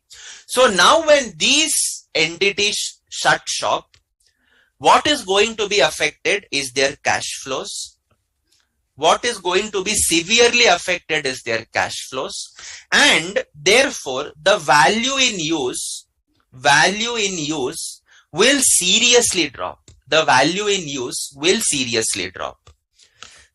Now, the fair value less cost to sell also will drop drastically, because who is going to invest in hotels now? Nobody. Who will buy the properties from IHCL? Nobody will buy. Even if they buy, it will be at a very, very throwaway price. It will be at a very, very throwaway price. And therefore, the recoverable amount will be far less than the carrying amount. The recoverable amount will be far, far less than the carrying amount, and therefore it will give rise to impairment. It will give rise to impairment. This impairment loss in Ind AS 36 will first be allocated to goodwill. Will first be allocated to goodwill. That is how we find out how the goodwill is impaired or not. So whatever impairment loss is there, Tata Sons will first allocate it against the goodwill that it has recorded in respect of IHCL that was acquired. Okay. And that impairment loss on goodwill will ultimately be shared by Tata Sons Private Limited and the NCI if the NCI is at fair value. If it is at proportionate net assets, it becomes partial goodwill and entire thing has to be borne by Tata Sons. That means where it will go in the consolidated reserves of Tata Sons, and there it will be borne entirely by Tata Sons. Nothing will go to NCI. Okay. So Sivasankari, this is how you are going to check whether my goodwill is impaired or not. You have a couple of questions, one or two questions in Ind AS 36. On impairment. Just go through that. Okay, that should sort out your understanding on how to check whether the goodwill is impaired or not. Okay, so coming back to my question, in this case the goodwill is impaired by 98, so we will have to give effect to that. So impairment of goodwill, working note number 6, you can write down. In this case, comma, goodwill is calculated, sorry, don't write goodwill, NCI is calculated using proportionate net assets method. Using proportionate net assets method, and hence the goodwill of rupees 975. In the last case, it was 975, right?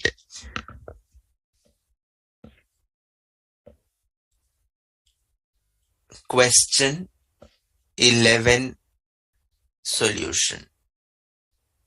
Okay, the goodwill of rupees 975 is attributable only to the parent. That is partial goodwill. Therefore, the impairment loss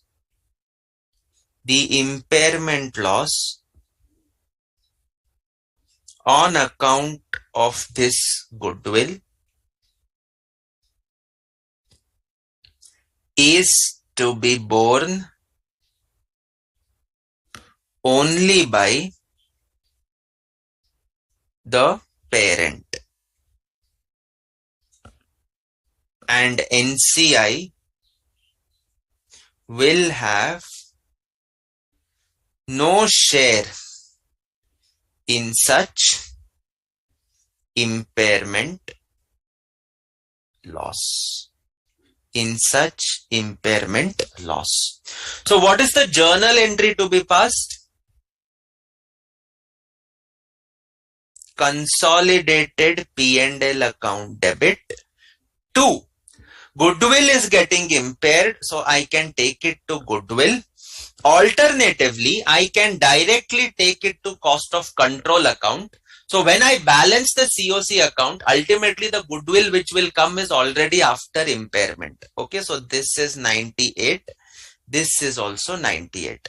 So where will the effects go? This goes in working note 1 and this goes in working note 2. This goes in working note 2. Is it okay? Yes. Any doubt so far? Shivashankari, is your doubt clarified? Yes. Is your doubt clear?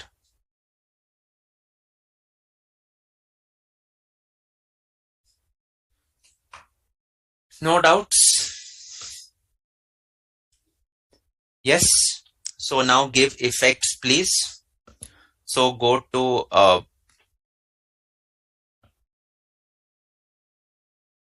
working note 1, less impairment of goodwill. Less impairment of goodwill. Working note 6. How much is that? That is 98. That is 98. Take it to COC account also. So by consolidated P&L into bracket working note 6, impairment of goodwill 98. That's it. So now that completes my workings. Nothing will go to NCI and therefore balance the accounts now. Okay. So 500 plus 675, 108.75. So NCI comes to 1283.75. See, NCI is not bearing any share in the loss. To balance carried down. Okay. All right. Next one. Balance this 4,500, 4,500. 877. See, the previous question, the goodwill was 975. Here it is 877. So this is after the impairment. So by goodwill, this is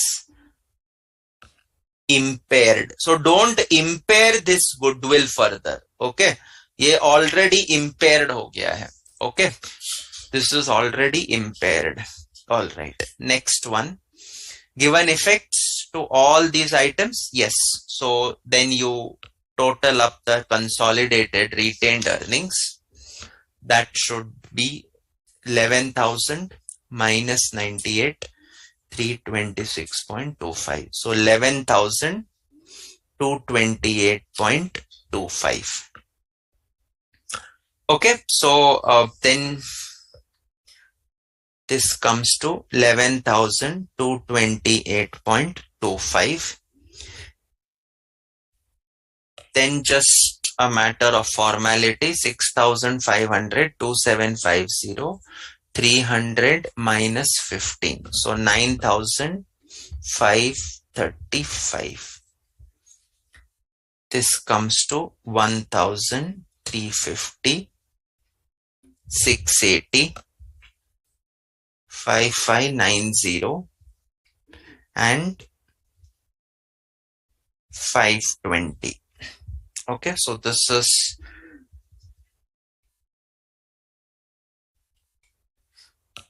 yes, all are done. Okay, great. So just now what is left is the posting part. So property, plant and equipment was 9,535. This is working note 1. Goodwill is working note 2, appearing at 877. Next one, inventories, trade receivables, cash, all of them are working note, all of them are note number 1. So inventories 1,350, trade receivables is 680, cash and cash equivalents is 5,590. So 9535, 877, 1350, 680, 5590. So this comes to 18,032. Other equity is note number 3. So this comes to 11,228.25. NCI is working note 3, and that comes to 1,283.75. Trade payables is 520. So just total this up.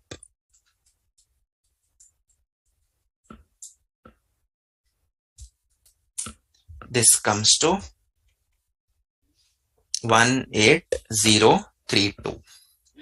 Okay, so that concludes the consolidated balance sheet. That concludes your consolidated balance sheet. Okay, done.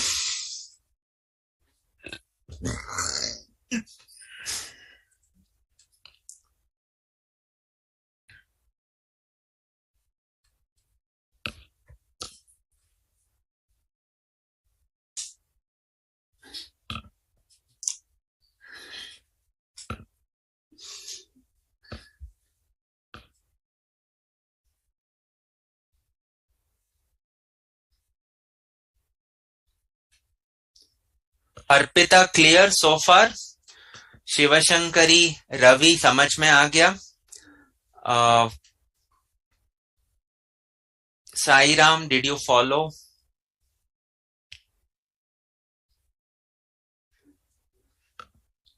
No interaction can mean only one thing.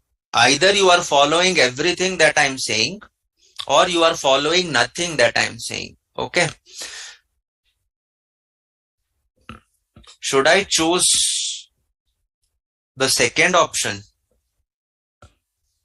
Then that means there is something seriously wrong from my side.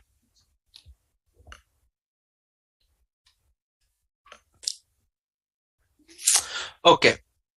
Acha, if you do not want to give the effect of impairment in the COC account, then goodwill will come at 975. Alternatively, what you could do is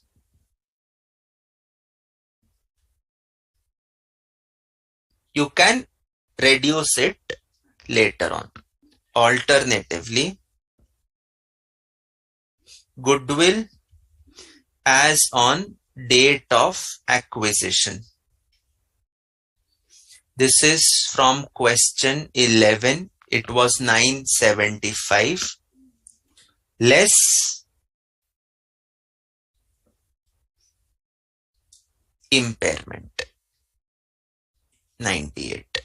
So this comes to 877. This is goodwill after impairment. You can either take the impairment loss in the COC account directly. In that case, it will go straight away to the balance sheet because this goodwill of 877, this goodwill of 877 is already impaired. If you'd say, I do not want to touch goodwill in the COC account, I will keep it at 975, then don't forget you still have to give the effect of impairment. You can give that separately. Okay. So this takes care of the impairment. Okay, so Tanushri has a question. Sir, please explain the working of goodwill impairment. I'll give a theory note for that, don't worry.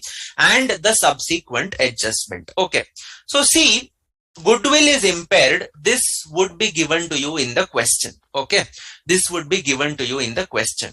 Now the thing is, what effect do I give to that? So goodwill is impaired means value of goodwill has gone down. So you will credit the goodwill or credit the COC. The debit is the question mark. The debit is the question mark. What should I debit? Sir, one thing is sure, this is a loss. So wherever it will go, it will hit the consolidated profits. It has to hit because it is a loss.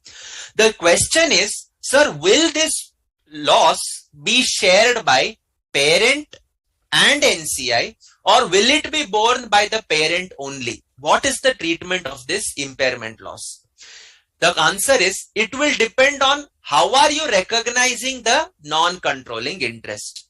If you are recognizing the non-controlling interest at proportionate share of net assets, like how we did here, then the goodwill is going to come only in your COC account. NCI mein there is no goodwill, and therefore the goodwill is attributable only to the parent, and therefore, like in this question, entire loss will be borne by the parent only. It will be borne by the parent only.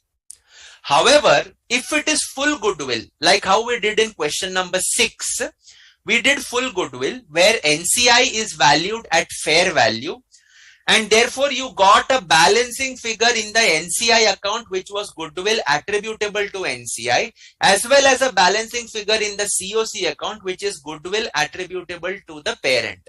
In that case, both parent and NCI are enjoying the goodwill, and therefore both of them have to share the impairment loss on the goodwill. In what ratio? Either in the profit sharing ratio, that is the stake ratio basically, or in the ratio of goodwill prior to impairment. In the ratio of goodwill prior to impairment. Okay, so that is the only treatment. I'll give you these things in writing once this part is clear. Okay, so others, is it clear? Tanushri, did you follow? There is no subsequent adjustment for goodwill. Okay, there is no, because goodwill can change, I told you, only in two cases. Only in two cases. The first case is measurement period adjustment, which is within 1 year, any condition that existed on the date of acquisition, if you get further information, then the effects of the change of that condition will be reflected in the goodwill. Why? Because normally business combination is a long process. It won't happen on one day the way you see it in the books. It happens over an 8 to 10 month period, and therefore if your year ending date comes in between, 103 recognizes the practical difficulties and say that recognize a provisional goodwill You have to close the books. You cannot say I acquired, so I cannot close. You have to close the books. So recognize the provisional goodwill. Later on, within a period of 1 year from date of acquisition, if there is any additional information about a condition that existed on the date of acquisition, the effect of that could be given in the goodwill. So goodwill can change on account of measurement, and secondly on account of impairment, as we see here. Okay, so this is how it will be treated. Okay, now subsequent adjustment of PPE is not clear. Okay, subsequent adjustment of PPE. See, look at your property, plant and equipment. Okay, what was the initial value? Initial value on the date of acquisition was 3,000. It was 3,000. Okay. On the date of consolidation, it became 2,850. That means it became 2,750.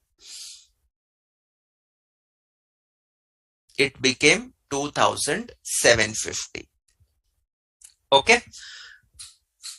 This is date of acquisition.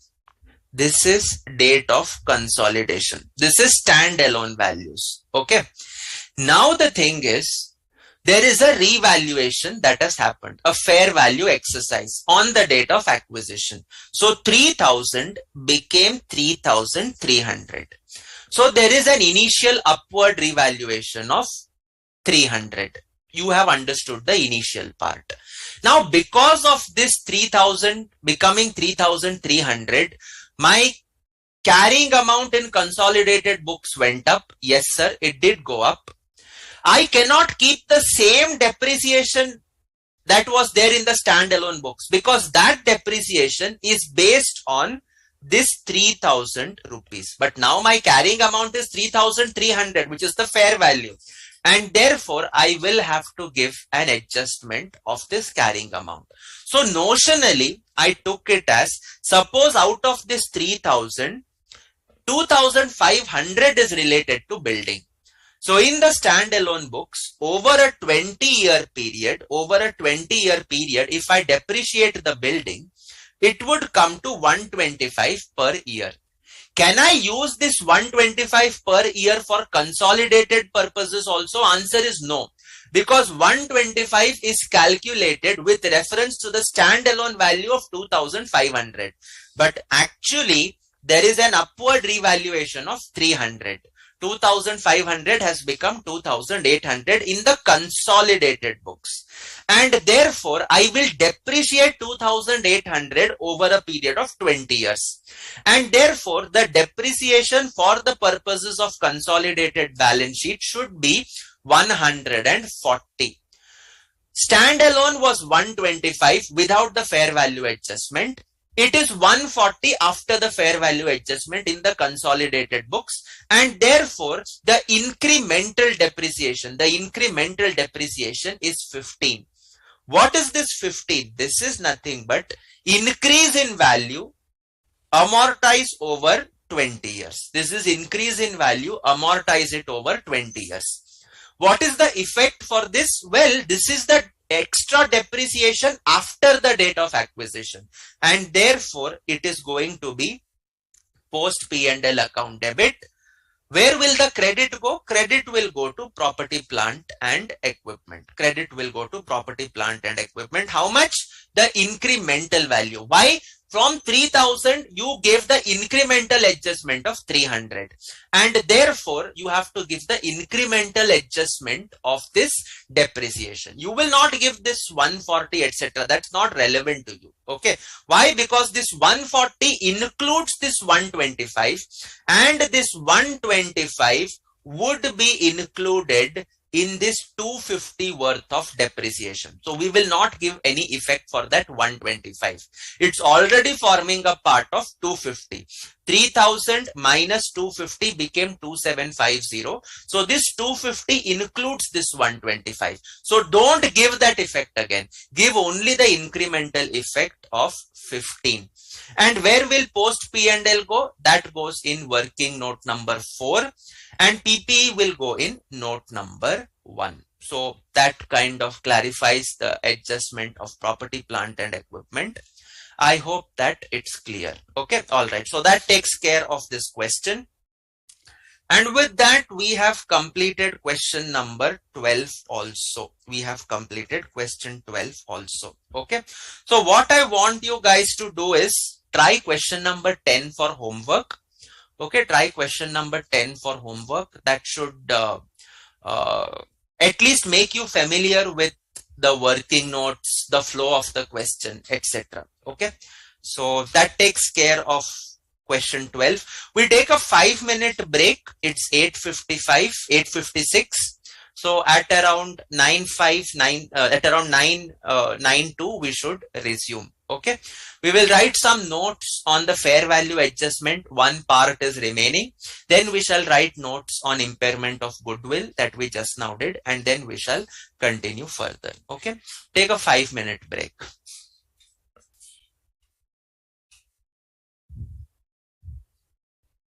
Nisarg?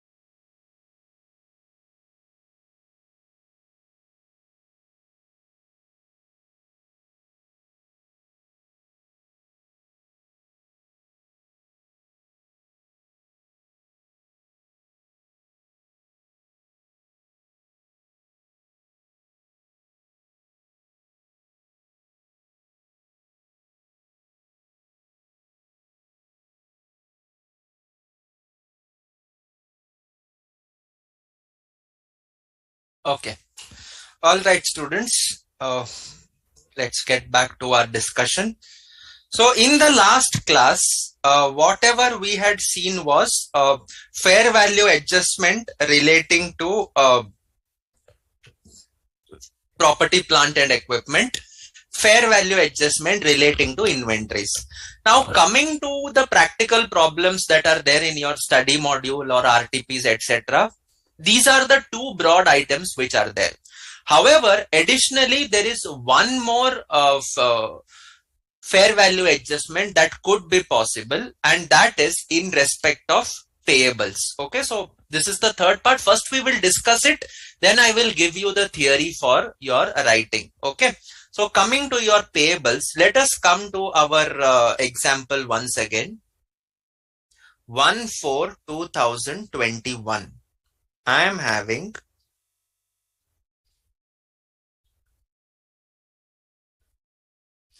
S Limited standalone financial statements. Okay, so in S Limited standalone financials, equity capital is appearing at 10,000, P&L is appearing at 90,000, and that gives you 1 lakh as the total. Okay, and you are having net assets also worth 1 lakh. Okay. At the same time, on 1st April 2021, I am having P Limited's standalone financial statements appearing as under. Okay, small balance sheet P&L, equity share capital 1 lakh, investment in S 1 lakh, 100% is held, so no NCI. The reason is, the result is there is no NCI. Additionally, in S Limited's balance sheet, there is a contingent liability. A court case was going on. The expected compensation is worth 20,000 and the entity believes that it will not be payable, but it is a suit that is filed and therefore it is disclosed as a contingent liability. So S Limited has only disclosed. P acquires S on 1st April 2021. Okay. And now Ind AS 103 requires you to do a fair valuation of all the identifiable assets and liabilities of S. So when P did a fair valuation exercise of S Limited's assets and liabilities, it saw that there is this contingent liability and therefore fair value of contingent liability is rupees 20,000. Okay, it is assumption.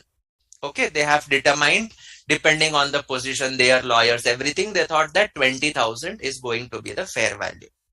On 31st March 2022, contingent liability should be paid.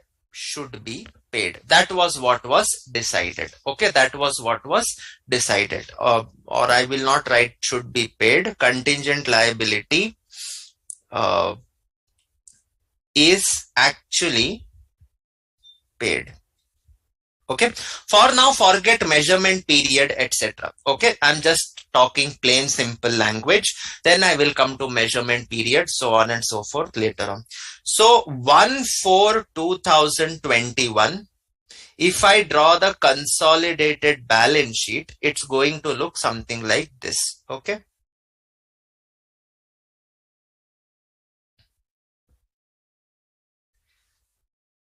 equity share capital, then I will be having note 1, that is PS adjustments and total.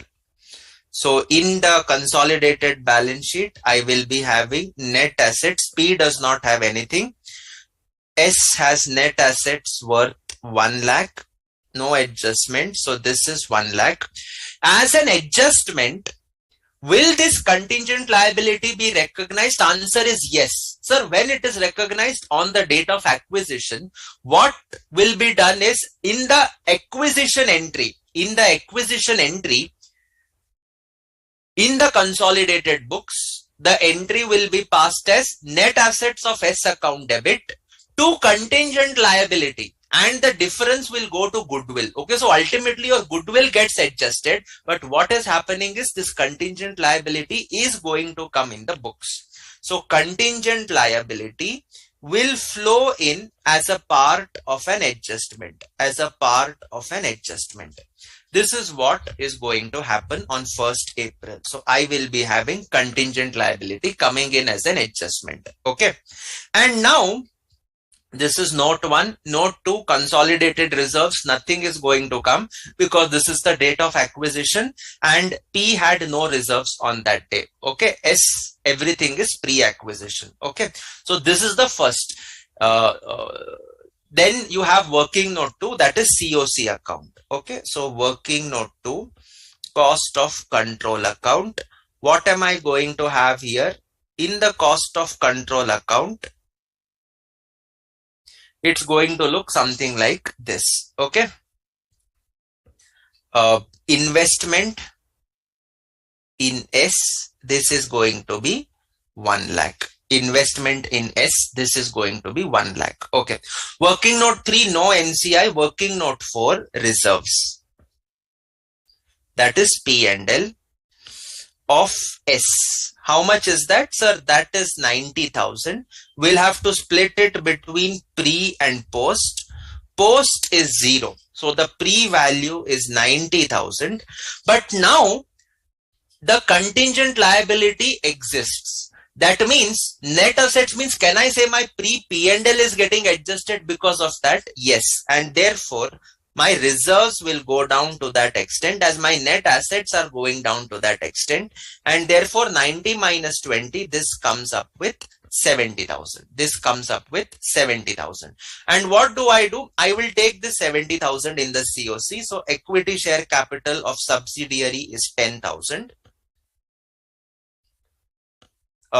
Pre-reserves, pre-P&L is worth 70,000, and that leaves you with a goodwill of 20,000. That leaves you with a goodwill of 20,000. Is it okay? Have you understood this? So in my consolidated balance sheet, I will be having equity capital of the parent at 1 lakh. I will be having contingent liability payable at fair value of 20,000. I will be having net assets of 1 lakh, and I will be having goodwill appearing at 20,000. So this is 1 lakh 20, 1 lakh 20. Okay, so this is the adjustment on the date of acquisition when I do the consolidated P&L. Okay, we do this, you would have studied this. There is no change in this. Okay, now on 31st March 22, contingent liability is paid. Contingent liability is paid. I have paid, suppose 20,000 rupees. I have paid 20,000 rupees. Now understand, S Limited, consolidated, S Limited's standalone financial statements on 31st March 2022 will look something like this. There are no other transactions, let us assume. There are no other transactions. So it looks something like this. Equity share capital was appearing at 10,000. Now also it is appearing at 10,000. This contingent liability was not recognized in the books, but now it is being paid. So can I say that it amounts to a loss? So it will be a compensation loss which goes to the P&L debit to bank 20,000. To bank 20,000. Okay. So I will have my P&L at 90,000 less loss of 20,000. So this comes to 70,000, and my net assets was 1 lakh. Because I paid 20,000, it fell to 80,000. So this is your position of standalone financial statements of S. P is the same. Investment in S 1 lakh and equity share capital 1 lakh. Now you will have to do the consolidation. So 31st March 2022, the consolidated balance sheet is going to look something like this. Okay. So first thing is equity share capital. Okay. Then I will be having note 1, PS, adjustment and total. Okay. Net assets. First thing is net assets. Parent has nothing. Subsidiary has 80,000. So this is 80. And there was a contingent liability that was appearing at 20,000. We had passed the entry pre-P&L account debit to contingent liability. Okay. Actually, the entry that would be passed would be net assets account debit to contingent liabilities. And then the difference you would take it to goodwill after adjusting for the purchase consideration, given that there is no NCI. Forget all that. Right now, you can just take it as pre-P&L to contingent liabilities. So this 20,000 is still there. So this is your note number 1. Note number 2 is equity share capital. That will come of the parent. That is 1 lakh rupees. Note number 3 is reserves. Note number 4 is working note number 1 is consolidated reserves. Working note number 2 is your COC account. Okay. So now we will look at your COC account. Working note 3 will not come because there is no NCI. So your COC account will come investment in S. This will be 1 lakh. And then you are having, this is working note 2, no working note 3, you have reserves as the next item, that is 70,000. Now this 70,000 will be split as pre and post. Pre-reserves, the balance was 90,000. Post reserves, there is a loss of 20,000 because of the contingent liability that is paid. Now, can I do the split directly and show 90,000 as pre and take 20,000 as post? Answer is no, you cannot. Because on the date of acquisition, you have already recognized this 70,000 on account of the contingent liability. You would already have recognized this 70,000 as a part of your pre-acquisition reserves after adjusting 20,000 as the contingent liability at fair value.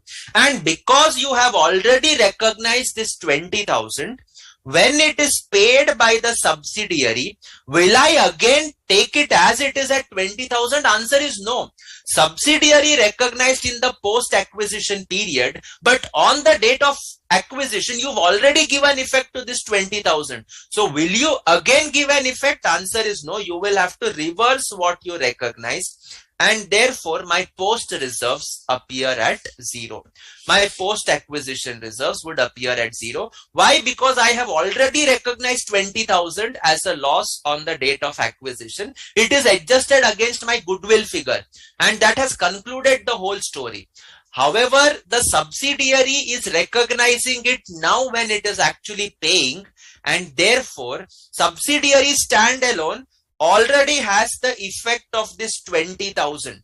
So I have to reverse this effect, and that effect I have reversed it here. And as a result, if I look at my cost of control account, it is going to look something like this. Okay. Equity share capital of the subsidiary 10,000, pre-P&L 70,000. So goodwill will continue to remain at 20,000. So this is 1 lakh. This is 1 lakh. But additionally, what I'm doing is I am reversing this payable. So the entry is now payables account debit to post P&L. Payable to post P&L 20,000. Why am I reversing it? Because this was already recognized on the date of acquisition. This was already recognized on the date of acquisition, and therefore I will pass this adjustment entry. So the initial entry was pre-P&L to payable, and later on this was 20,000, this was 20,000. So initially it was pre-P&L account debit to payable 20,000. If it is paid subsequently, I will have to reverse it through the post profits. Why? Because it is being paid later on. The post profits of the subsidiary have gone down. To that extent, I will have to reinstate it. To that extent, I will have to reinstate it. And therefore, if I look at my consolidated balance sheet, it is going to look somewhat like this. Okay. I will be having net assets worth 80,000. I will be having goodwill worth 20,000. No contingent liability payable because that is already paid, and that concludes your consolidated balance sheet of 20,000 with 20,000 goodwill. So you are having equity liabilities at 1 lakh and assets appearing at 1 lakh. So this is how you are going to do the payables adjustment. Sir, what if instead of 20,000, 25,000 is going to be paid? Court case ka मामला है, and because it is a court case scenario, anything can happen. So my damages that I had to pay is 25,000, and therefore my net assets would become 75, and this would fall to 65,000. Okay, this would fall to 65,000, and therefore 90 minus 25, 65. So this comes to 75,000. This comes to 75,000. Remember, in your books, the contingent liability was recognized at 20,000 in the consolidated books. Now that is coming payable as 25,000. And therefore, now what is going to be your adjustment? Now what is going to be your adjustment? It will look something like this. Okay. This is 70 will not come. Now this is going to undergo a change. This is now 65,000. Post, you will have a loss of 25. You have recognized 20,000, so 70,000. Now this 25,000, you can reverse only to the extent you had recognized earlier, that is 20,000. You can reverse only to the extent recognized earlier, and therefore you will have a post acquisition loss of 5,000. This goodwill is going to remain at 20,000, no change. What are the changes is this net assets will become 75,000, and I will have a consolidated P&L loss of 5,000 rupees, and ultimately the consolidated balance sheet tallies at 95,000. Tallies at 95,000. This is how you are going to do it. This is how you are going to do it. Okay. Acha, suppose if nothing is payable, I won the case, I do not have to pay anything. I do not have to pay anything. Will there be any adjustment entry in the standalone books? Answer is no. There won't be any adjustment in the standalone books. It will remain as net assets and P&L. This will remain as it is. Nothing is payable. Contingent liability disclosure will go away. This will appear at 1 lakh. This will appear at 1 lakh. No change. No change. So in your consolidated balance sheet, what are the changes that will be effected? What are the changes that will be effected? It is something like this. Okay. Let's have a look. Your net assets will appear at 1 lakh. Nothing was payable. The contingent liability went away. You won the case, so nothing is payable, and therefore your reserves here appear at 90,000. Entire amount is pre, and therefore 90 Out of that, you have recognized 20. So this is going to be 70,000. Whereas in the post P&L, this was 0. Now you are going to reverse it. Now you are going to reverse it. And therefore, you will have a post consolidated P&L of 20,000. You will have a post consolidated P&L of 20,000. So goodwill will remain 20. Net assets will remain 20. This vanishes away, and therefore this is 1,20,000, 1,20,000. Ultimately, it goes to the consolidated P&L as 20,000. Acha, if this were to be a measurement period adjustment, I would adjust the goodwill. I would not adjust the consolidated P&L. So this is the treatment for payables. This is not any payable. This is specifically contingent liabilities or fair value adjustment made to payables as on the date of acquisition, and what is going to be your treatment subsequent to that. Okay, so this is how you are going to do. Basically, the things remain the same. First one, on the date of acquisition, when you are going to make the adjustment, on the date of acquisition, when you are going to make the adjustment, you will be passing the entry pre-P&L account debit to payables. Why? Because what had happened was net assets were adjusted there, and therefore here you will be having pre-P&L account debit to payables. If it is not paid, no adjustment is needed to be done. The contingent liability continues to appear. If it is paid, payable account debit to post P&L. If you have won the case, nothing is payable, you will take again as usual the entire amount to the post P&L and take it to the consolidated P&L from there itself. Okay, so this is how you are going to recognize the fair value adjustment in case of payables. Is it okay? Yes, everybody understood this part. These are small adjustment.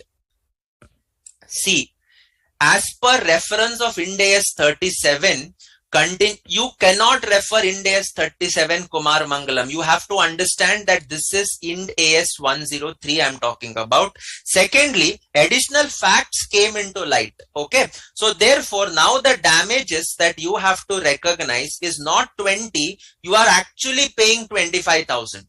See, you thought on the date of balance sheet that my liability will be limited up to 20,000 and I'm also going to win the case. So it is a 50-50 kind of a situation. So you disclose the contingent liability at 20. Later on, because of additional facts or additional compensation, you've had to pay 25,000. So that is perfectly fine. Okay, so Ind AS 37 does not preclude you from saying that why you are recognizing at 20. Neither does it mandate you to recognize why it is 25, because ultimately 20,000 is an estimate of the likely amount that you are going to pay, and 20 became 25 on account of a change in estimate and also change in facts. Now this contingent liability is actually payable, and therefore you are going to make the adjustments as we discussed. Okay, as we discussed, this is not up to purchase amount. 20,000 is not up to purchases. Okay, this is like a compensation suit that we discussed. Okay, so I hope you have understood, Kumar Mangalam. Okay, so that is the treatment that you are going to have for payables, and with that we conclude all the fair value adjustments that are possible. The first one is in fixed assets, that is property, plant and equipment. We covered depreciable also, non-depreciable also. The next one was inventories, and the third one is your payables.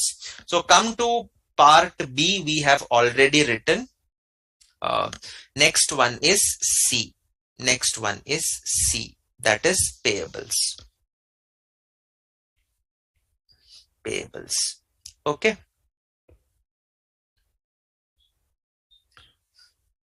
So payables is going to be same. Initial adjustment, that is on the date of acquisition. Next one is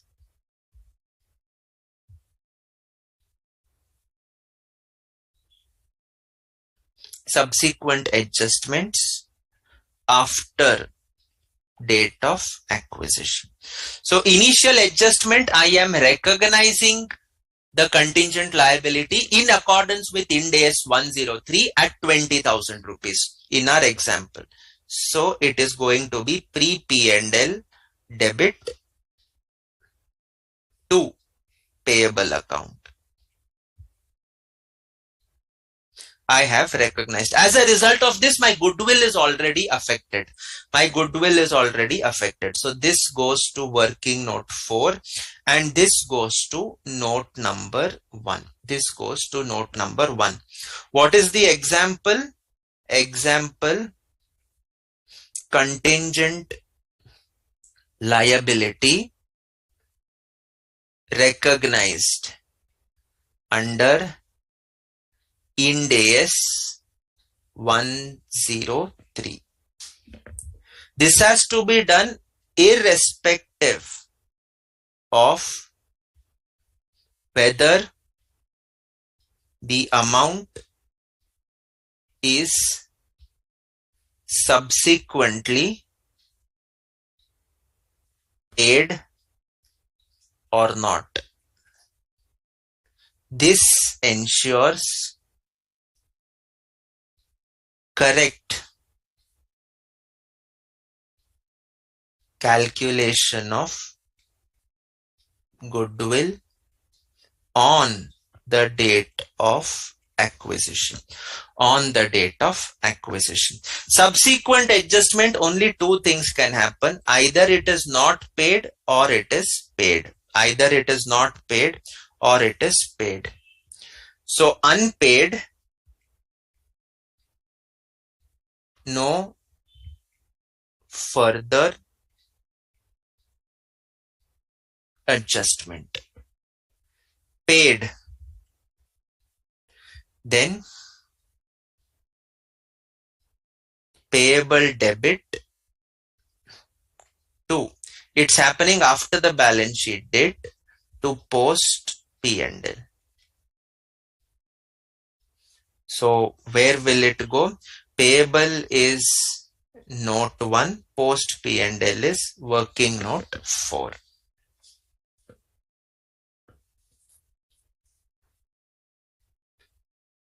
Adjust against goodwill if it is a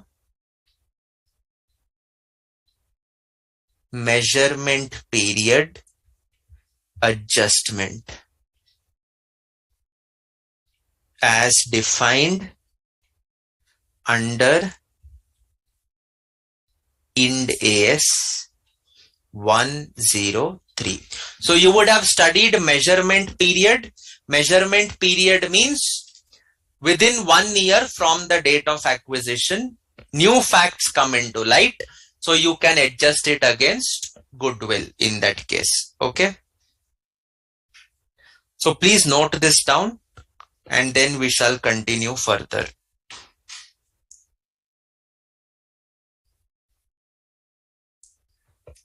And then we shall continue further.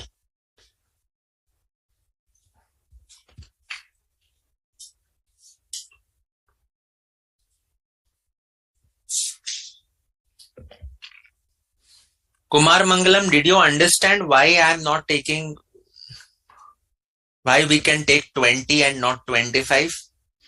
Others, Tanushri, Shivashankari, Arpita, Ravi, Sairam, did you follow?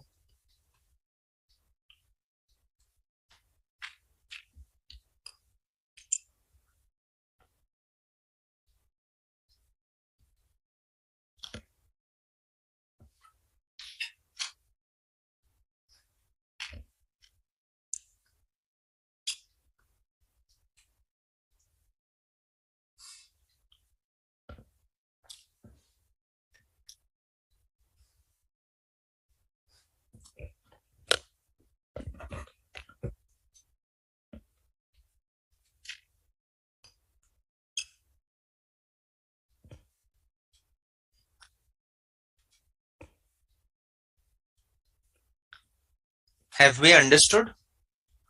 Noted down? Okay, so then, so you look at A, you look at B, you look at C. All the initial adjustments are routed through the pre-P&L, and all subsequent adjustments are basically a reversal of the initial adjustment, which is routed through the post-P&L, Okay, so that is like a summary rule that we can take from the three adjustments. Okay, so we shall continue this note on fair value adjustment. General rule. First one. Initial changes in fair value, upward or downward,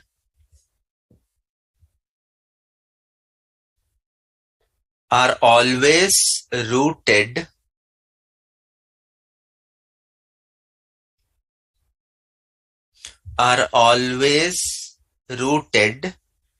through the pre-reserves, as they reflect the changes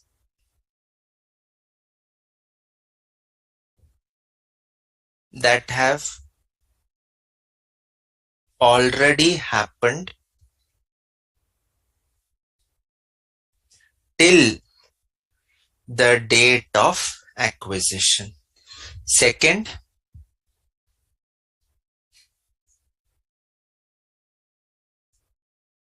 subsequent adjustments such as depreciation, sale, payments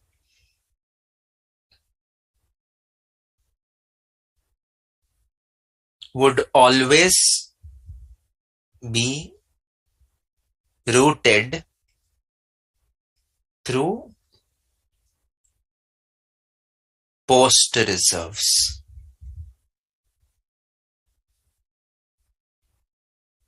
as these transactions take place after the date of acquisition, that is when control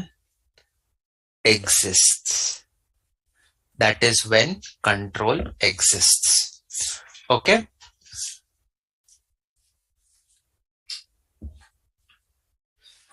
So that is the general rule. There is one assumption that we follow for fair value adjustment. There is one assumption that we follow in fair value adjustment, which is that S Limited has not performed any revaluation. S Limited follows the cost model. It has not followed the revaluation model, and therefore these fair value changes are not reflected in the standalone books.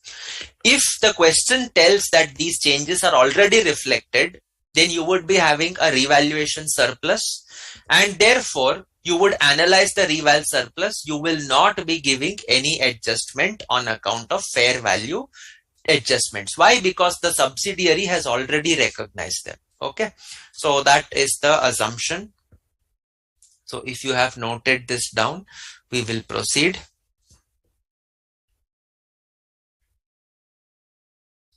The above adjustments A to C are based on the assumption that S has not remeasured its net assets in its stand-alone financial statements. So this part is important. S has not remeasured its net assets in its standalone financial statements. If it is specified,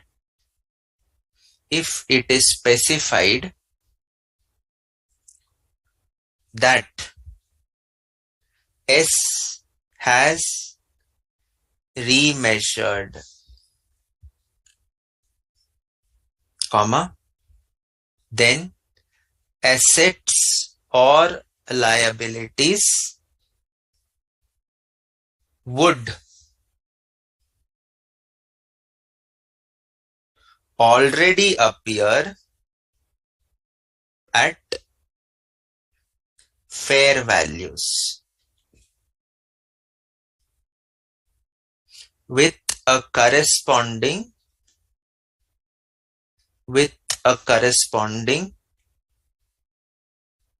revaluation reserve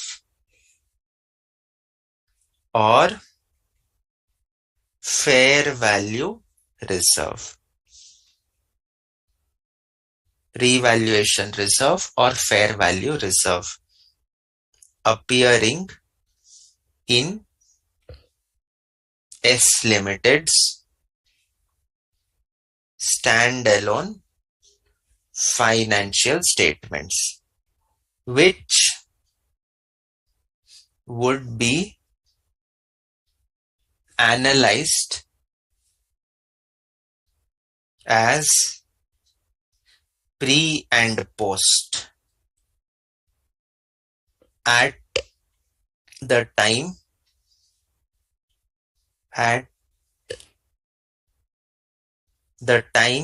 of consolidation, requiring no further adjustment.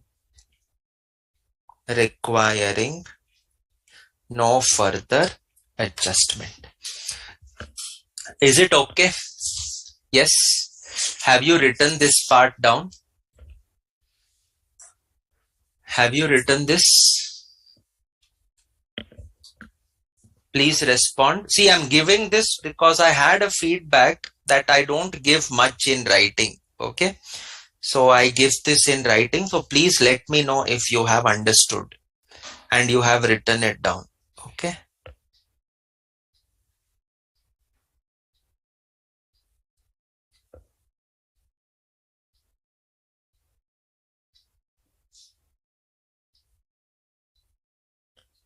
Note it down, please.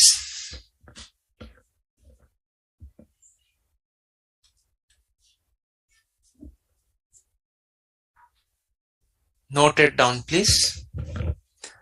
Once you are done, we have completed the first part, that is fair value adjustments. We will also write the note on impairment of goodwill. Okay, because we have done a question, you know the treatment. So whatever we discussed, we will just write that down. Okay.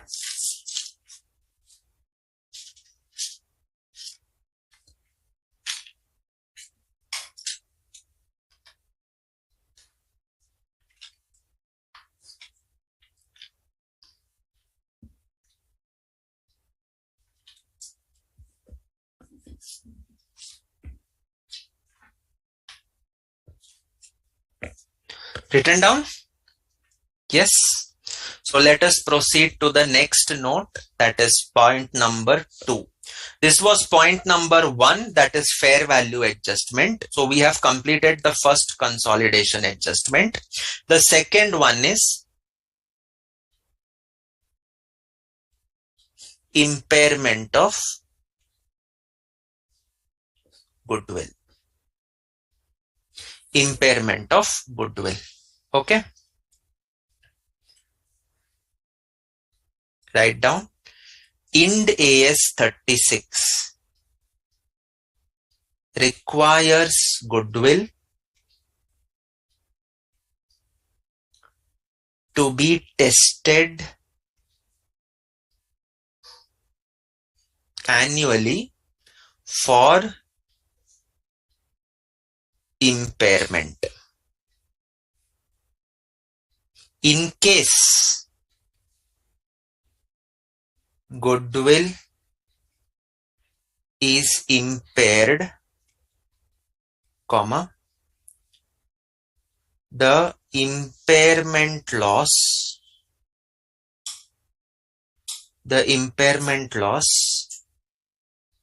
needs to be adjusted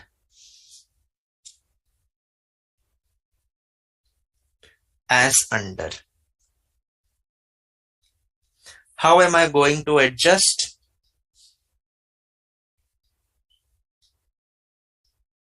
Impairment of goodwill.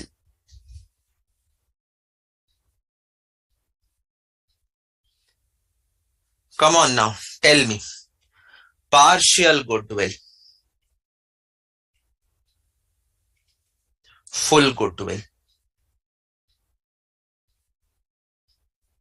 Tell me now. Partial goodwill, how will I adjust the impairment loss? How will I adjust the impairment loss? Partial goodwill, how will I adjust the impairment loss?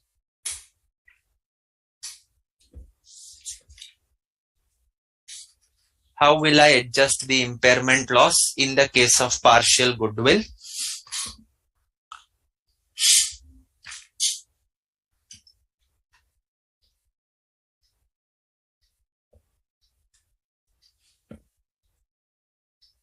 कहां से जाएगा? Partial goodwill किसका goodwill है?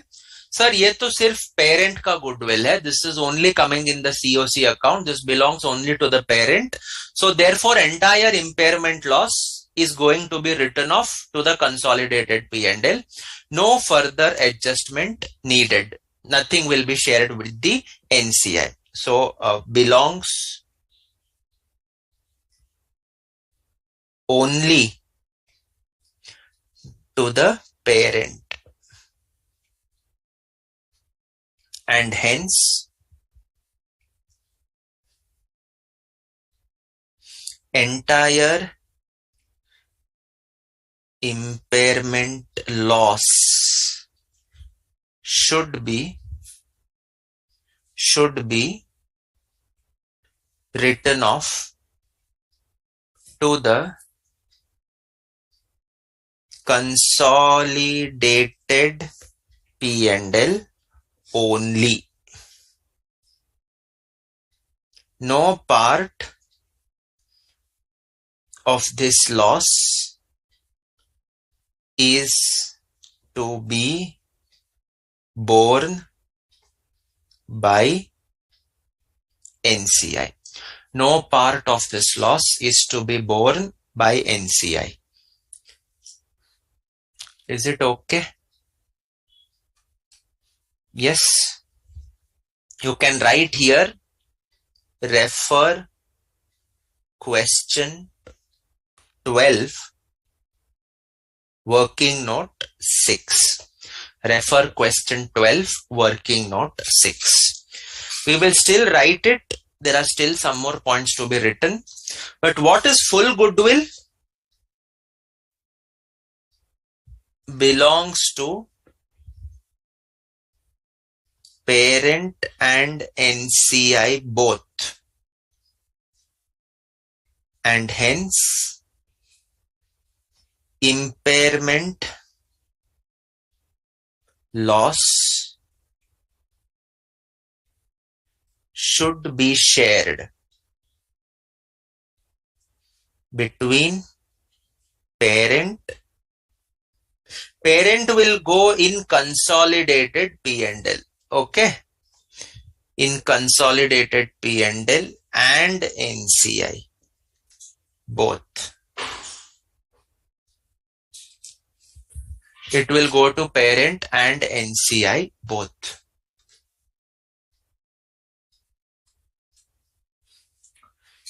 Okay, it will go to parent and NCI both.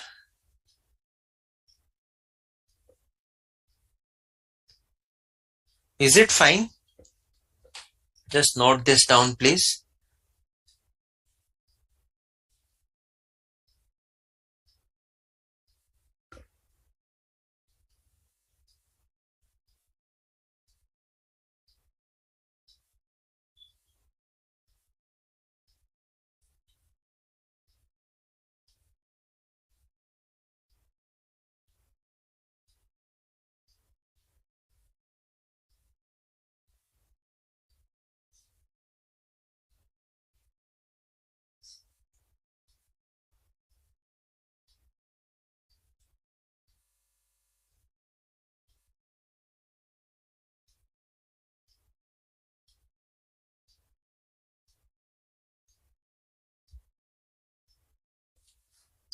Done?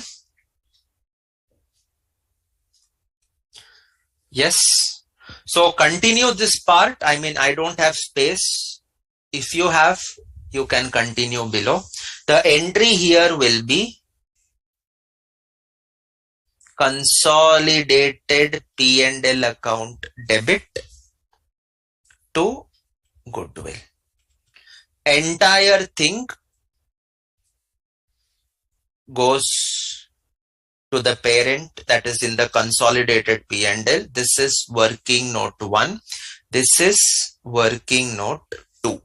You can take it to the COC. Okay. Here the entry is going to be slightly different. Consolidated P&L account debit, NCI account debit to goodwill. Where is this going to go? Consolidated P&L is working note 1. This is working note 3. And goodwill will be in 2 places now. Working note 2 and working note 3. Working note 2 and working note 3. It will go in both the places. Okay. So the question is, how do I do the allocation? How do I do the allocation? So you can write here apportionment of impairment loss. Apportionment of impairment loss. How is it going to be? This is going to be option 1. Allocate in the ratio of shareholding of parent and NCI, or option 2.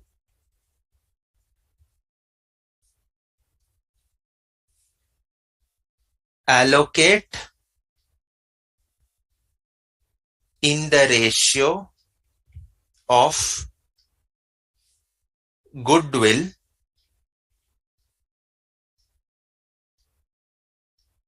attributable to parent and NCI prior to impairment. Prior to impairment. Okay. So this is how you are going to recognize it. Okay. So that takes care of our 2 theory aspects, that is fair value adjustment and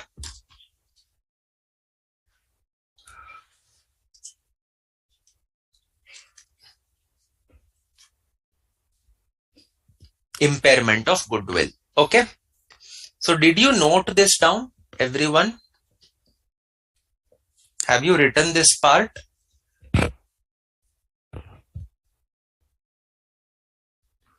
Yes or no? Done?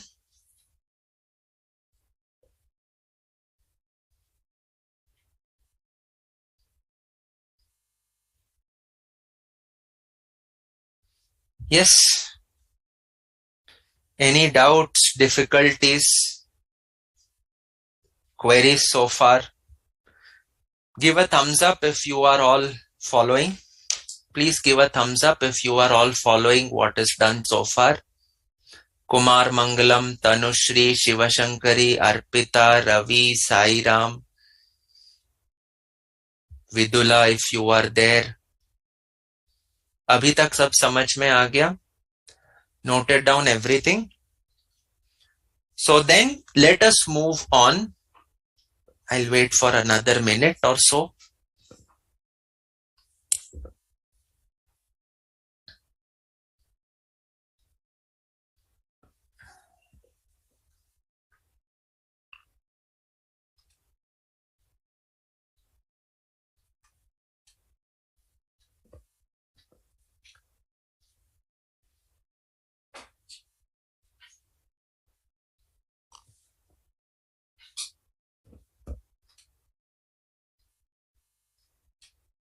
Okay, so Kumar Mangalam has confirmed. Let us then proceed further to the next adjustment. And this adjustment is fairly important. Okay, that is transactions. I'll give you the theory, don't worry, between parent and subsidiaries. Between parent and subsidiaries. Okay, there may be sale of goods, sale of assets, etc., etc. So many adjustments could be there between the parent and the subsidiaries. You have to understand one thing. When there is a parent-subsidiary relationship, the parent-subsidiary relationship is implying that parent has a separate legal existence, subsidiary also has a separate legal existence. That means what? If it is simple amalgamation or mergers or absorptions, what happens is, in this case, the target company shuts down, all the assets, liabilities are actually transferred, which is what you used to do under AS 14, which is what you used to do under AS 14. यहाँ पे ऐसा नहीं होगा. It's not happening here. Here what happens is, ultimately the parent still exists, the subsidiary still exists. So it is possible for both of them to have transactions between each other. To have a transaction between each other. And when they have a transaction between each other, there is a chance that these transactions could happen at a profit. Absolutely. Parent sells goods to the subsidiary. It is possible that parent will put a profit and sell. If these goods are there with the subsidiary at the end of the reporting period, that means as on 31st March, if these goods are there, for the purpose of standalone financials of the subsidiary, I can show it at the price at which the subsidiary got it, because that would represent actual cost. However, if we are consolidating, can I show these goods including the profit markup? Answer is no. Ind AS 2 requires you to recognize the inventories at cost or NRV, whichever is less. Here you are recognizing it at selling price in your consolidated balance sheet. It includes a profit markup, and therefore that is not permitted. So we will have to remove the profit markup. We will have to remove the profit markup. Can the subsidiary sell goods to the parent? Absolutely. Why not? Okay. So if subsidiary sells goods to the parent, the profit will be in whose books? Sir, the profit will be in subsidiaries' books. Subsidiaries' books means it will go in subsidiaries' reserves. Subsidiaries' reserves means ultimately we will have to find out whether the sale happened prior to acquisition, whether it happened post acquisition. Whenever it happens, ultimately the impact will go either with the parent in the COC account or in the consolidated P&L, and it will go to NCI. Okay, so for the transactions flowing from subsidiary to parent, we will have to do the analysis. Now, why do I need to do that? Why do I need to do that? Okay, just let us understand with the help of a simple case. Parent sells goods to a subsidiary. Subsidiary sells it to an outsider. To the parent, the cost is 10,000. Selling price is 12,000. Okay. So in parent standalone financial statements, there is a 2,000 rupees profit. Do we agree to this? Yes, we agree to this. For the subsidiary, the cost is 12,000. Do I agree to this? Absolutely. There is no ambiguity in this. Standalone ke liye, it is going to be the cost. Suppose the selling price is rupees 15,000 and suppose the entire goods are sold for 15,000 to an outsider. Outsider means outside the group. I sell these goods to the outside party. So in the standalone financials, here I am going to get a 3,000 rupees profit. Now, think from the group perspective. Think from the group perspective. The cost to the group is 10,000. The selling price to the group is 15,000. So what is the profit that you are making? So you are making a profit of 5,000 from a group perspective. That 5,000 profit is nothing but 2,000 profit to the parent, 3,000 profit to the subsidiary. Is it okay? It's fine. No problem. So if it is sold, there is no adjustment that you need to do. The problem arises if it is unsold. If inventory is unsold, then the whole problem starts.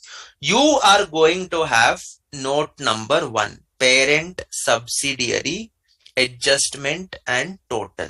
In this, you are going to have inventory appearing at 12,000. You are going to have inventory appearing at 12,000. Yes or no? What is the first step we do? Well, we record assets and liabilities as they are. Okay, so whatever is the value, we bring it. So this is 12,000. Now, if there is no other transaction, of the parent, then net profit of P. Kitna hai? Net profit of P is 2,000. So when I do my consolidated P&L without any adjustment, I start with standalone P, 2,000, share of S. S has not sold. So my standalone profit is going to be 2,000, which is going to be my consolidated profit. This itself is going to be my consolidated profit. The question is this correct? Is this correct? This is what is the fundamental question we have to ask. Am I right in saying that my consolidated profit is worth 2,000 rupees? Understand what is consolidated financial statements. Consolidated financial statements is parent plus subsidiary presented as one single entity. Presented as one single entity, PS. Okay. So, a profit can be made only and only when the goods are sold to outsiders. In this case, the parent has sold the goods within the group. The parent has sold the goods within the group. And therefore, can I say that I have made a profit with myself? Answer is no. That would be a violation of your accounting principles. You cannot have profit on transaction with oneself. You can have profit only on transaction with outsiders, which is not the case here. And therefore, you will have to reverse the profit. You will have to reverse the profit. Where is the profit included? The profit is included in the consolidated P&L. The profit is included in the consolidated P&L. Sir, consol P&L kaise hoga? It is included in the standalone. But ultimately standalone profit is forming part of consolidated P&L. No?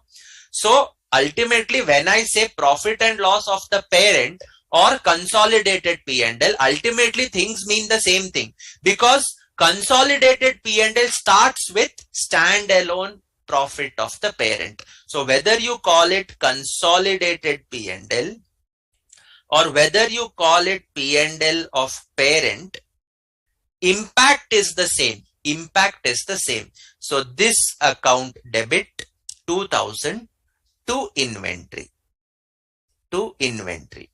2000. What will be the impact of this? What will be the impact of this? The impact of this is that my inventory will now have an adjustment of minus 2000.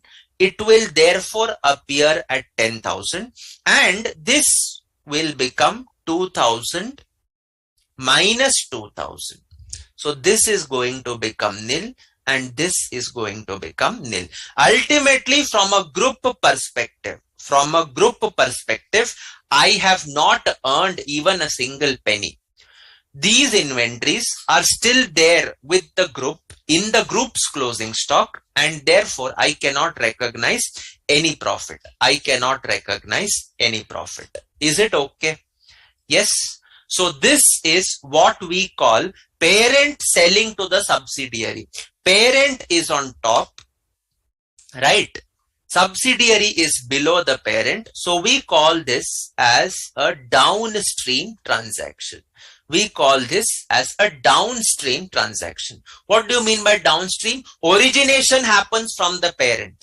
Recipient is the subsidiary. So therefore, goods are flowing from the parent to the subsidiary. We call it as a downstream transaction. Can I have upstream transaction? Definitely you can have an upstream transaction. So when you will have an upstream transaction, subsidiary is going to sell the goods. So can I still record the profit in the group? Answer is no. If these goods are unsold, answer is no, you cannot. And therefore I will have to reverse. Can I reverse it only to the parent? Answer is no. The subsidiary's profits are ultimately shared between the parent and the NCI, and therefore it has to ultimately go to the parent and the NCI. Sir, subsidiaries' profits are also analyzed and pre and post. So you will have to see when the sale happened, and accordingly you will have to give the effects in your consolidated balance sheets. You will have to give the effects in your consolidated financials. Is it okay? Yes. Is it okay? Can I have upstream, downstream transaction of property, plant and equipment? Ho sakta hai na. Parent could sell property to its subsidiary, or subsidiary could sell to the parent. It is perfectly possible. If that is the case, then instead of adjusting inventory, we will adjust what? We will adjust PPE. At the same time, there would be an additional depreciation or a savings in depreciation. Okay. So this adjustment also would need to be made in the books of the buyer, in the books of the recipient, Is it okay? So this is what is my third and very important adjustment, that is unrealized profit on intercompany transactions. The word used is unrealized. Suppose these goods are sold to the outsiders, you will not have any adjustment to be done. These goods are sold to the outsiders, there is no adjustment to be done. Only part of these goods are sold. Suppose out of 12,000 cost to the subsidiary, you have sold say 4,000. That is 1/3. So you will recognize only 2/3 for the purposes of reversal. 1,000 though it is actual profit. Right? So therefore you will be recognizing the reversal only to the extent of 2/3 profit. Okay. So utne tak ka humko reversal karna hi padega. We will have to do that much of reversal. So it is to the extent realized, to the extent realized. Okay, so we come to our theory. We shall write the theory for this. I'm not sure whether I can do the next question or not. Okay, note number 3, very important. Unrealized profit on, come to your theory and note this down, on intercompany transactions.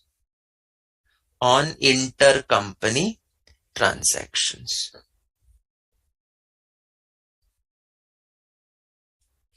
Okay, so you can write here unrealized profits, unrealized profits should be eliminated in full, should be eliminated in full from the books of the company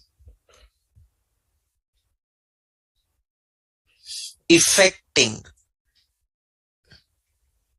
the sale, effecting the sale. This elimination is necessary because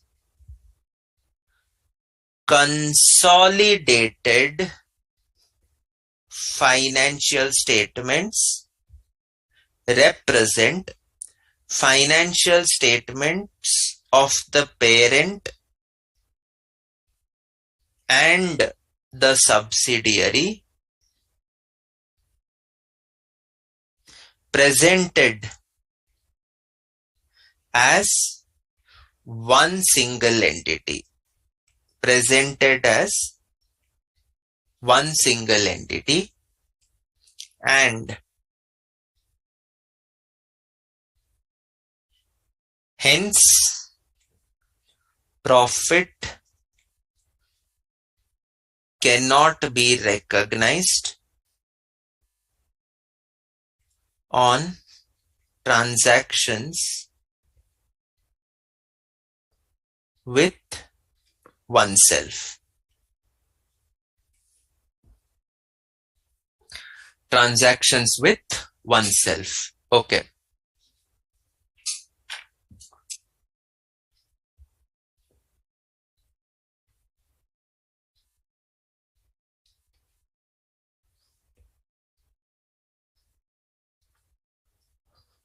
Okay.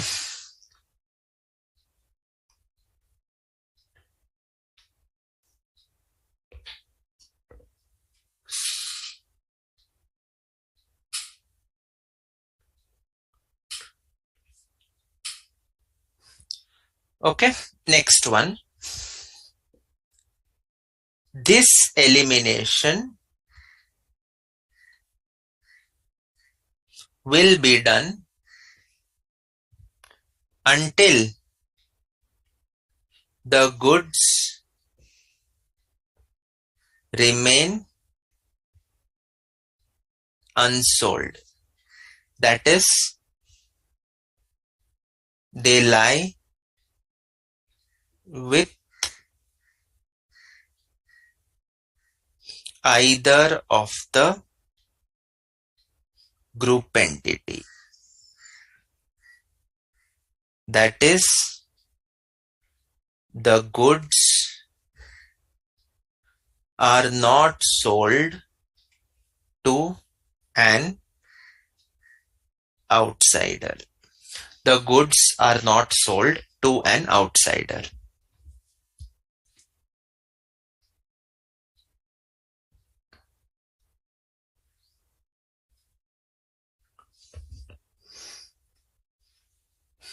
Okay.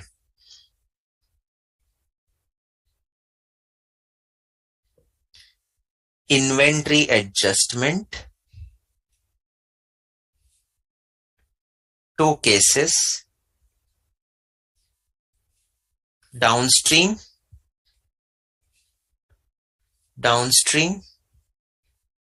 What do we mean by downstream? Parent to subsidiary. Or you could have upstream, that is subsidiary to parent. Entry is going to be parent has made the sale, so P&L of parent debit to inventory.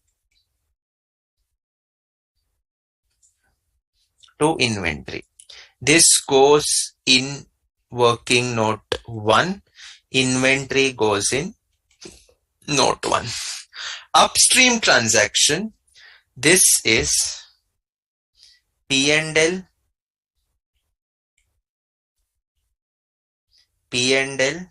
of S debit to inventory. P&L of S would go in working note 4. We analyze the reserves of the subsidiary, and inventory would go in note 1. Okay. Later on, as unrealized profits are in the books of the parent, comma, no need to bifurcate between pre and post or between parent and NCI. Okay. It is the subsidiary's profits that has to be divided, which is in the case of an upstream transaction. The unrealized profits need to be allocated between pre and post, and further between parent and NCI. Further between parent and NCI. Okay. So this is how you are going to do it. Okay. Acha, if nothing is given, what do I assume? We will assume that it is happening post acquisition. Okay. If nothing is given, we will assume that it is happening post acquisition. Okay. So note this down. We will just write that small part.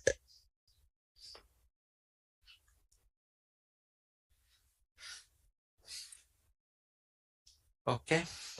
So below this, you can write down, if date of sale is not given, comma,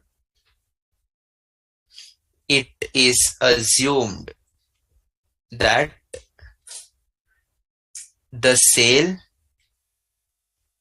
has taken place post acquisition.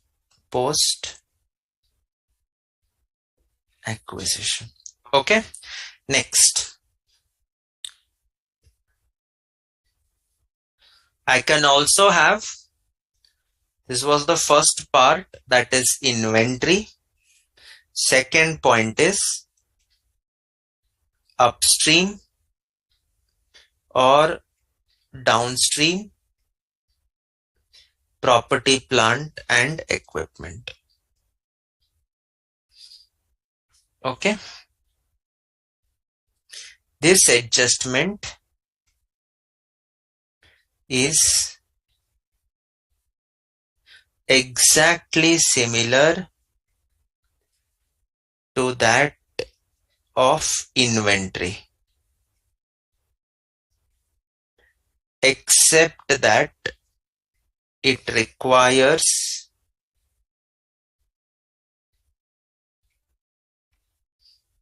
adjustment of PPE instead of inventory.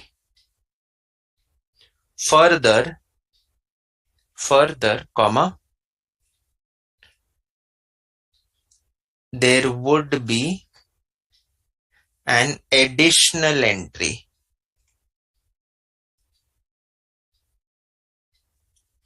to reverse additional depreciation if any that would be recorded in the stand-alone books of the buyer. Parent sells an asset costing 1 lakh at 1 lakh 20 to the subsidiary. Subsidiary, the cost is 1 lakh 20. It would depreciate at 1 lakh 20. However, from a group perspective, the cost is 1 lakh. So on that extra 20,000, the depreciation which is being calculated, charged in the standalone books of subsidiary, that has to be reversed in the consolidated books. Don't reverse it in the standalone books. Standalone treatment is perfectly fine. You will have to reverse it in the consolidated books. Okay. And third one is unrealized losses. Gain ho gaya, loss also you will have treatment. Okay. Accounting for unrealized losses would be exactly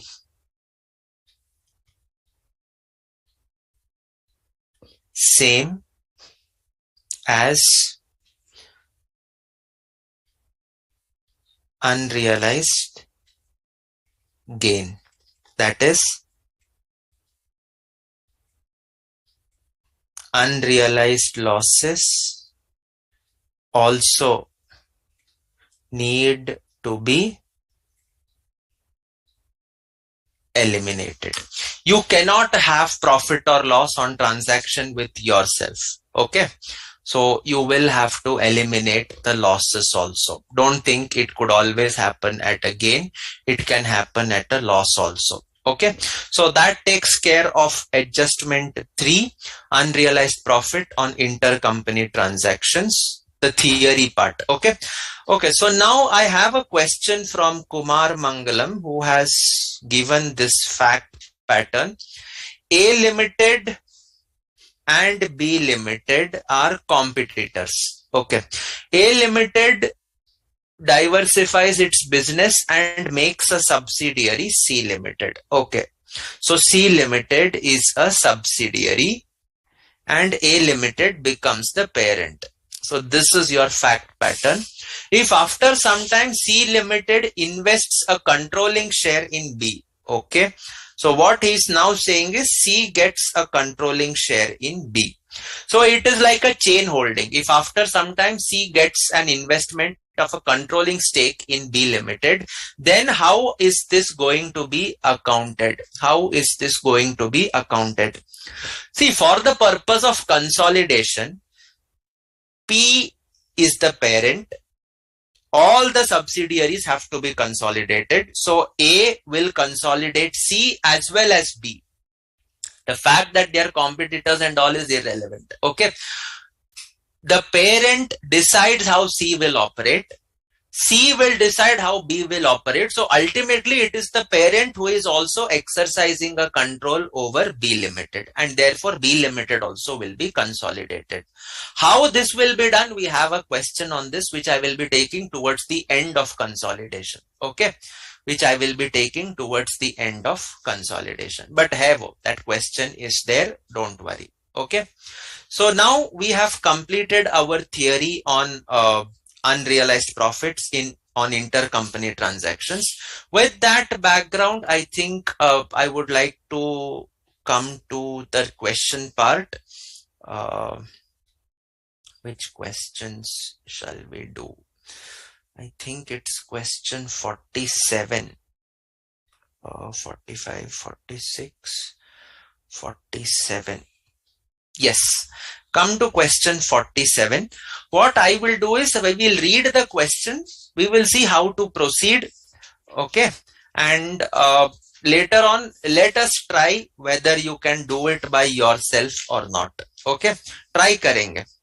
Following are the balance sheets of A Limited and its subsidiary B Limited as on 31st March 20X7. You are given land and building, plant and machinery, furniture and fixtures. Okay. You are also given inventories, trade receivables. You are given investment 3,600 shares in B Limited at cost 39,000. Cash at bank 500 and 6,500. Acha. In this question, they have mentioned specifically that investment is at cost. Now, you have also said that you also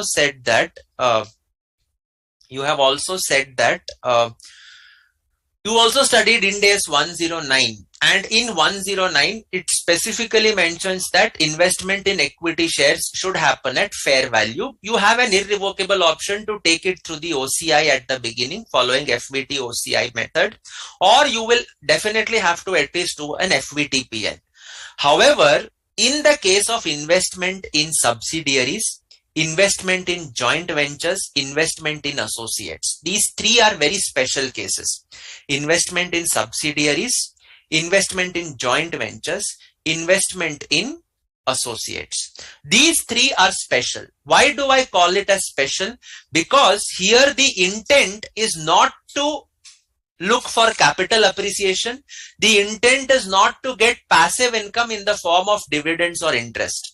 Here your job in making this investment is to carry on business, is to earn profits, is to make assets, is to make a separate entity that will ultimately have profits which will flow back to the parent. That is the intent of these subsidiaries or associates or joint ventures.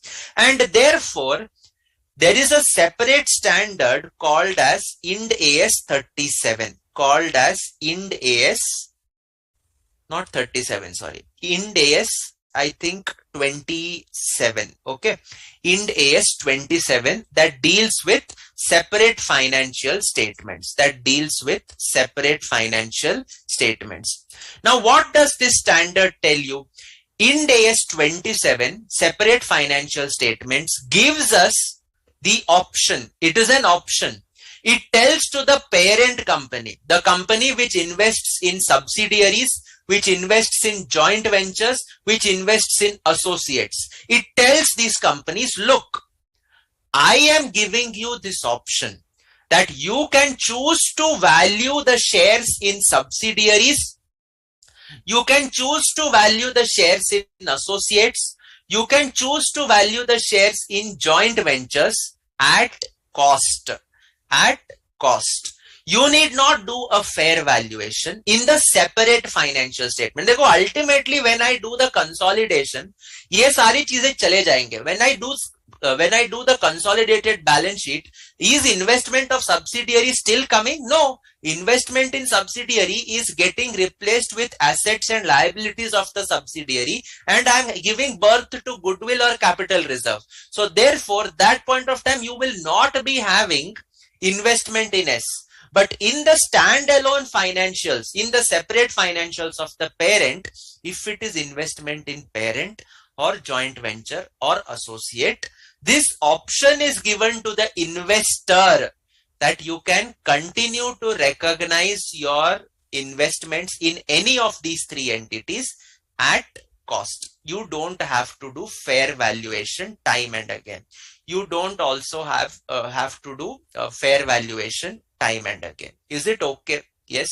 So therefore, that is how you are going to recognize in the standalone. Okay. So that is the only purpose.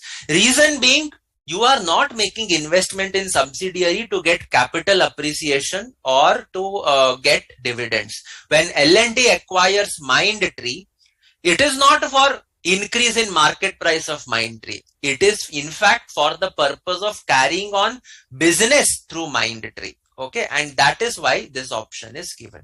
Then you have cash at bank. Equity shares, you have capital, you have premium, you have general reserve, you have P&L account and trade payables. You are required to prepare the consolidated balance sheet after considering the following information. On the date when A Limited acquired shares in B Limited, the latter means B Limited. आप जब English पढ़ोगे A acquire share in B Limited, तो A को हम लोग बोलते हैं former and B को बोलते हैं latter. Okay, so latter means B Limited. It had a reserve of 2,500 and a credit balance in the P&L account of 3,500. ठीक है.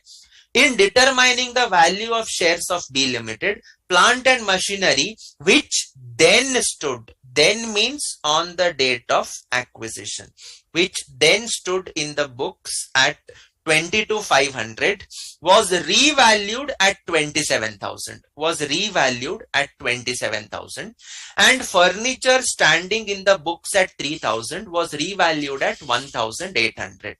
So there is an upward revaluation of plant and machinery and a downward revaluation of furniture. Are these depreciable or non-depreciable assets, or these are depreciable assets? So will you have an adjustment for excess depreciation? Yes. Will you have an adjustment for savings in depreciation? Answer is yes. These new values were not incorporated in the books of B. They are not incorporated means now you will have to incorporate them in the books of B Limited. Additionally, B had purchased goods from A for 9,000 in January on 100 days credit. January they are purchased on 100 days credit. That means by 31st March कितने दिन बीत गए? 31 of Jan, 31 of March. So this is 62 plus 28 of Feb. So 90 days would have passed. Okay.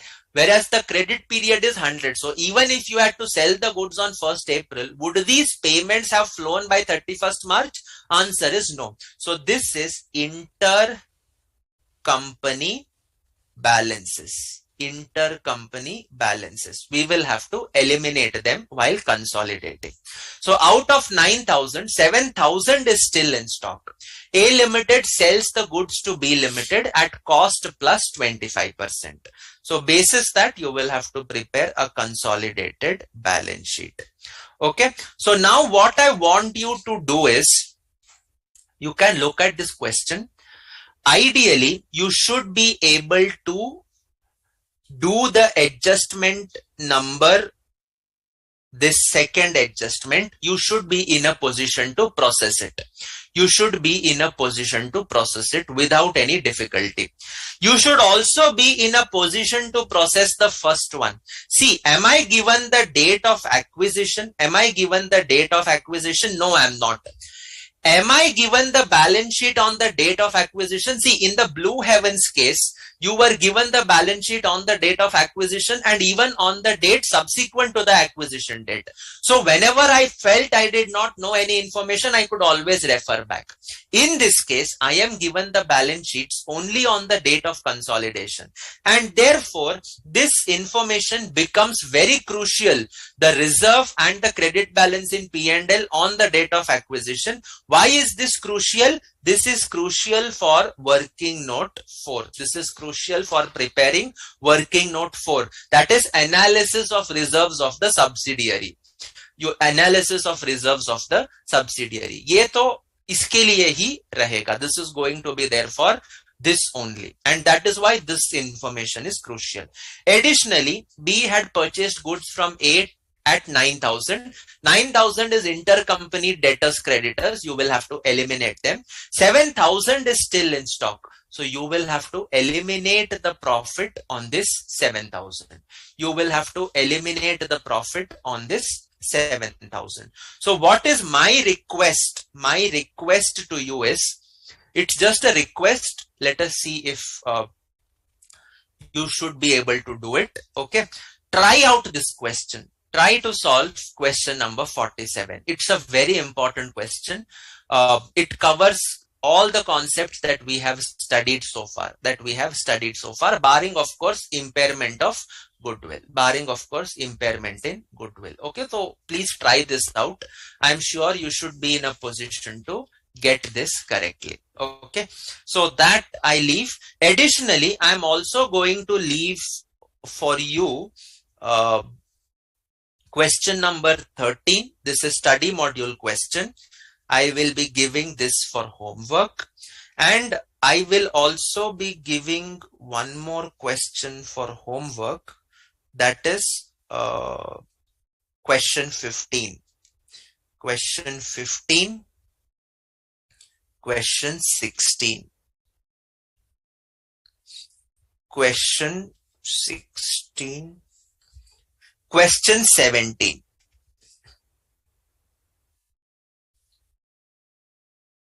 Okay.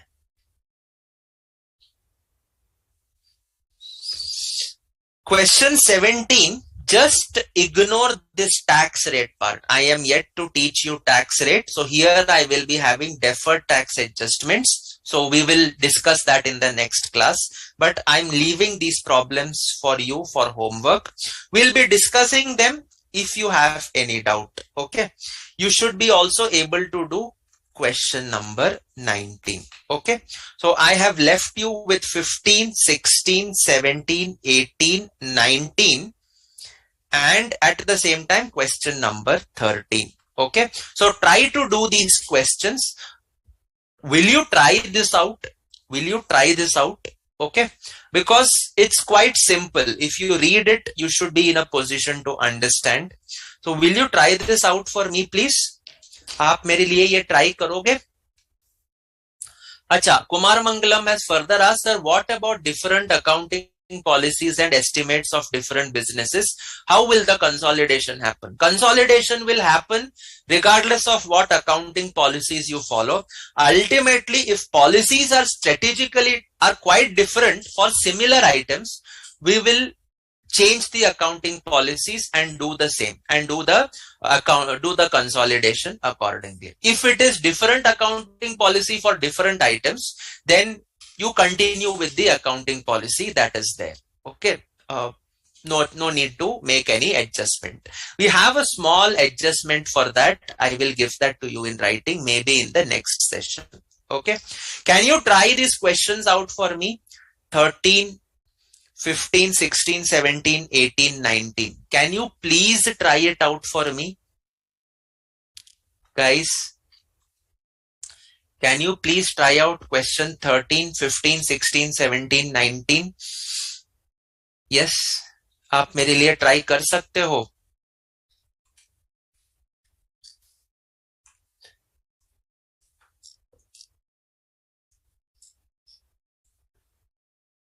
Can you try it out?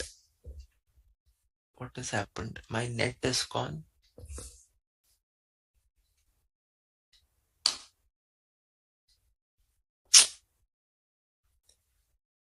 I lost the query sheet.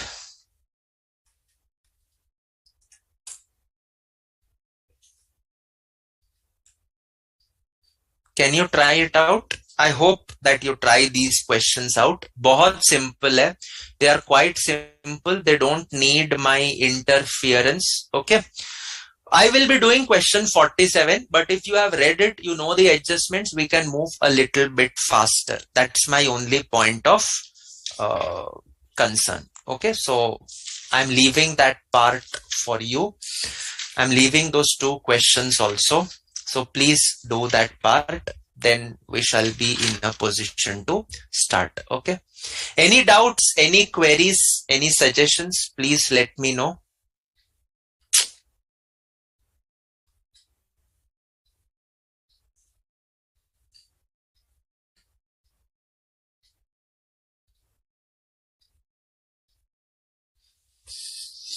Query sheet is not updating.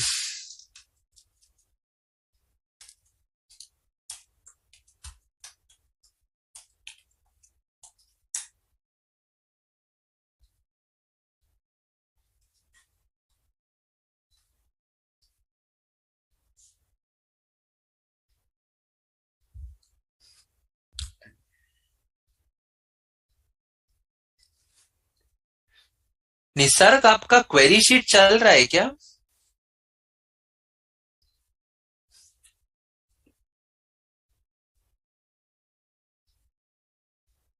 No news. Not able to see it.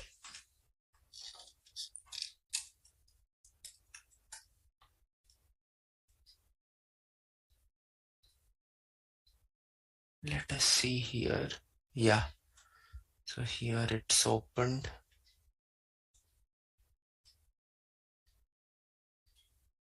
One second.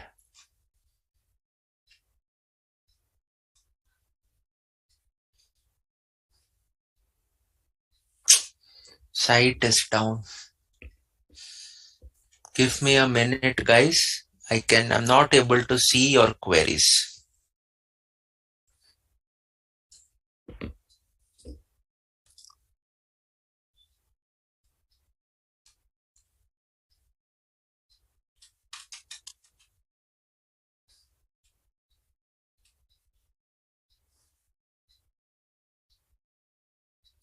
Any problem with the teaching? Anyone? Please just drop in your feedbacks. I'm noting that the interaction is fairly less.